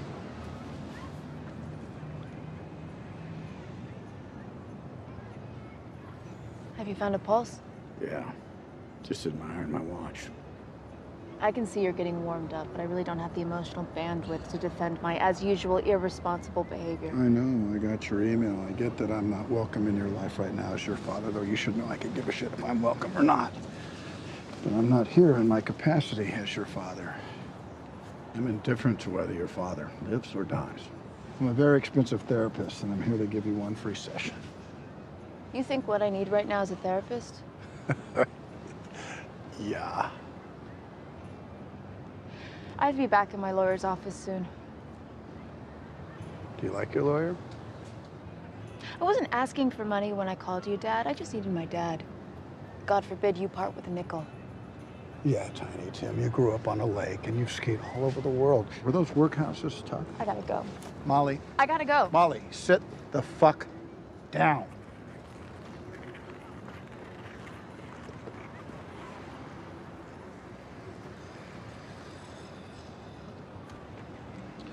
All right, we're gonna do 3 years of therapy in 3 minutes. How? I'm gonna do what patients have been begging therapists to do for 100 years. I'm just gonna give you the answers. To what? Well, let's start with this. Why does a young woman who, at 22, has a gold-plated resume, why does she run poker games? Why did I choose to make a ton of money? That's a head scratcher. You were gonna be a success at anything you wanted. You know it. You'd gone to law school, you'd have owned a law firm right now. Why did you do the other thing instead? I don't know. Drugs. You didn't start with the drugs until the end. They weren't the problem, they were the medicine. It was so you could control powerful men. Your addiction was having power over powerful men. Is that what you really think? No. I know it for sure. You've now completed your first year of therapy. I saw an opportunity. It wasn't about you. No, it wasn't just about me. It wasn't at all about you. It was. Second year. Second question. Do you think you were a good husband? What do you care? I care because you were married to my mother. I care because my father's an asshole. Congratulations. You completed year 2. And for the record, your father raised 3 kids on a college professor's salary. One of them is a 2-time Olympian, a 6th-round draft pick of the Philadelphia Eagles, and a leading philanthropist. The other is a cardiothoracic surgeon at Mass General, and the third managed to build a multi-million-dollar business using not much more than her wits. I'm about to plead guilty in federal court. Well, nobody's perfect. Point is, I did a few things right. Last question. No, I have to go. Last question. Well, I'll answer it, but you have to ask it. You have to ask it.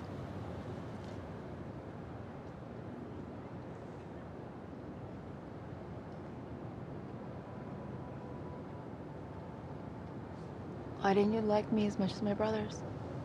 There it is. I did. It only from time to time appeared that I didn't. It only appeared that you didn't. Yeah. That is some Schedule 1 bullshit. Why would it only appear? Would? Oh, okay, I had an attitude problem. I talked back. I broke some normal adolescent rules. I snuck phone time after curfew. I took your car when I wasn't allowed Drove to. it into a McDonald's. And kids get punished for that, but Did they you don't. not see the McDonald's? I mean, did you misunderstand what drive-through meant? You turn into a different person. Your voice, because your I knew face. you knew. I didn't hear what you said. I said, I knew you knew. You knew I knew what? What do you think about the following concepts? Just gonna run them by you. Marriage. It is a trap. That I was cheating on Mom. I knew you knew. Society. It is a joke. No, I didn't know it until I was 20. People. I don't trust people. No, you'd known since you were 5. You saw me in my car and you really didn't know what you saw. I don't have any heroes. You knew, honey. And I knew you knew, and that's how I reacted to the shame.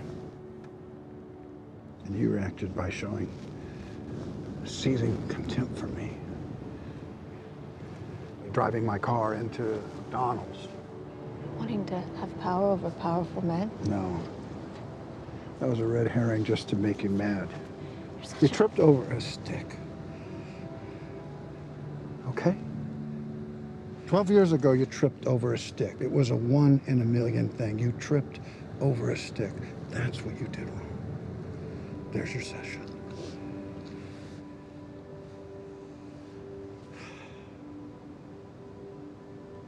It's funny how much faster you can go when you're not charging by the hour. I'm your father. Trying to comprehend how much I love you would be like trying to visualize the size of the universe. I didn't know. You got beaten up until I read it in your book. It was a hell of a way to learn about it. You should know that I'm hiring someone to find the guy who did it, then I'm hiring someone to kill him. Don't even joke about that. I'm not. It wasn't a person that your dad, it was the I mafia. don't care if it's the leader of Hamas. Someone put their hands on you, they're gonna suffer. Dad, I'm fine. No, they're gonna suffer. Dad, I'm all right. No, they're gonna suffer.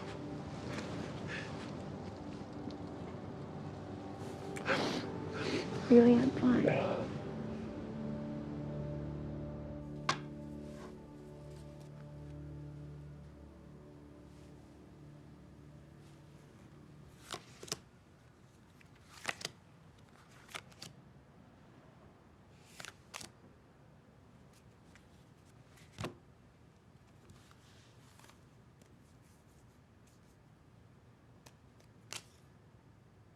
Did you know that... Oh, I didn't see you. Did you know that we know what the center of our galaxy smells like? It smells like rum and raspberries. The center of the galaxy is ethyl formate, which is the same gas that gives rum its smell and raspberries their taste. How do you know these things? To stay busy during games, I surfed the internet. And I started taking online courses. I'm 12 credits away from a degree in astronomy. I didn't even know I was enrolled.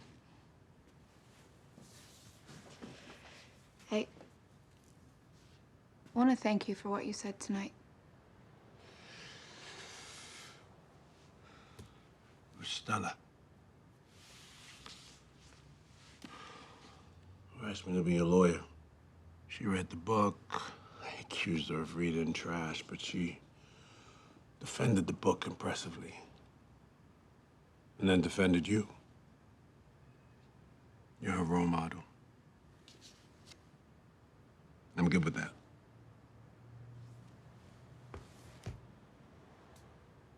There's a new offer on the table. What is it? We hand over the hard drives. I don't get it. We hand over the forensic imaging of the emails and texts in exchange for... Exchange for... What could they possibly offer me to do that?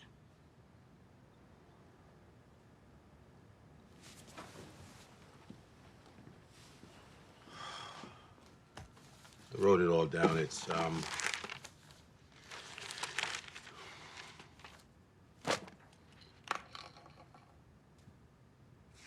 your money back. I'll give you all your money back, plus interest. It's over $5 million. Is that why they took it in the first place? So they could offer it back to me? Yeah. For what it's worth, if we went to trial, you would have to hand over the forensic imaging and discovery. But that's different than voluntarily handing it over. Sure, but it's not really voluntary anymore when the alternative is prison. And that's what they're gonna recommend, 42 months. Why do you keep breaking eye contact with me? I'm looking right at you. You think I should do it? You gotta let me keep you out of prison. You've seen what's on those hard drives. Yeah. It's a lot more than a little color. Yeah, but complete immunity. All right, you get all your money back. You'll be the first defendant to walk out of a courtroom better off than when you walked in. Careers will be ruined. Families, wives, lives Hey, on you know, both coasts. when a rich guy goes to jail, he spreads his money around. His lawyer knows how to take care of that. He spreads his money around. You don't have any. The composition of female inmates in federal prison, they did not commit financial crimes. They're drug dealers. They get raped by prison guards. You will not be anonymous, Molly. You will be a target. Children will read their father's text messages saying he wished he'd never had kids. These guys, where are they? Why are you in this alone? Where are your friends? Where is the one guy saying, hey, you know, Molly, I know you're doing everything to save my life. What can I do for you? Let me buy you a sandwich. Where are they, Molly? You kept their secrets. Where are the people you're protecting by not telling the whole story in the book? By settling the Brad Marion suit, by not taking $5 million of your own money, by going to jail. Where did everybody go? It's not their names. I'm protecting Charlie. It's mine. Oh, that's great. Well, we don't have the luxury of integrity. You have to take the deal. No. You stay out of jail. You get your money back. You pay your debts. You start a new life. Is this self-imposed punishment for naming 4 guys in a book? It's not. You didn't do anything wrong. I threw 4 people under the bus for $35,000, Charlie. I noticed you kept that out of your speech to the prosecutor. No, don't do that I took to me. advantage of gambling addicts. Donnie Silverman, my brilliant find. He lost Molly, $6 million stop. on my table. Stop. Moved to Florida, got a job as a substitute teacher, then hanged himself and in that's his shower. your fault. That's Donnie not your Silverman's fault. dead. Harlan Eustace is in jail in Nevada, wishing he was, but that's not why I'm saying no. You're not saying no. I was named after my great-grandmother. I don't care. Molly. We will Dublin stay Bloom here all night is my until you name. understand. Until you understand nobody gives a shit about your good name. I do. Why? Because. Why? Because. Tell me why. Because it's all I have left. Because it's my name. And I'll never have another. Now you read The Crucible? Yeah, everyone's right. It's great. It is great.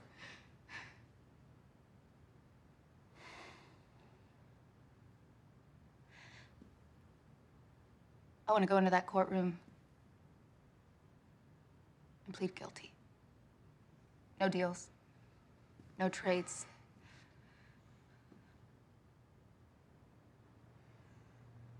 And you're very sure? Yes. All right. The business of the court began. We stood for the Honorable Judge Dustin Foxman, and counsel entered their names for the record. Assistant U.S. Attorney Harrison Wellstone for the Southern District The of New docket York. was called, Docket number 10095. and some pro forma instructions were given to counsel. And I was asked a series of questions from a script the your judge full had in name? front of him. Molly Bloom. How old are you? Have you taken any drugs, medicine, or pills, or had any alcoholic beverages in the past 48 hours? Sudafed. Is there anything about the reasons for you taking Sudafed that would interfere with what's going on 87 here today? questions he was required to ask before he'd permit me to plead guilty. Is your mind clear today, Ms. Bloom? It is. Do you understand what's going on here today? I do. Under the Constitution and laws of the United States, you have a right to plead to the charges in the indictment. Do you understand that? Yes, Your Honor. And do you understand that? Yes, sir. At that trial, you would be presumed to be innocent and would not have to prove that you were innocent. Do you understand that? Yes, sir. Yes, Your Honor. Yes, sir. If you plead guilty, and I accept your plea, you will give up your right to appeal along with all other rights I've enumerated. Do you understand? Yes, sir.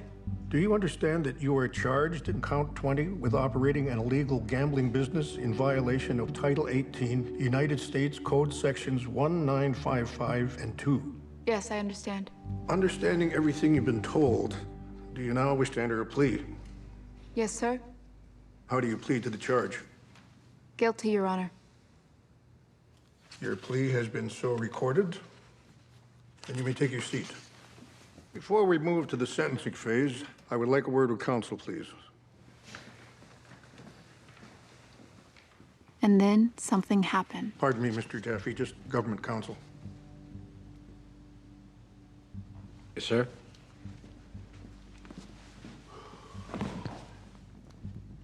What's going on? What are they doing?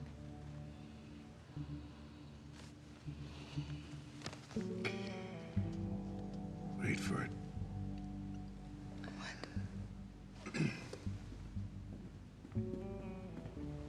Would the defendant please rise for sentencing?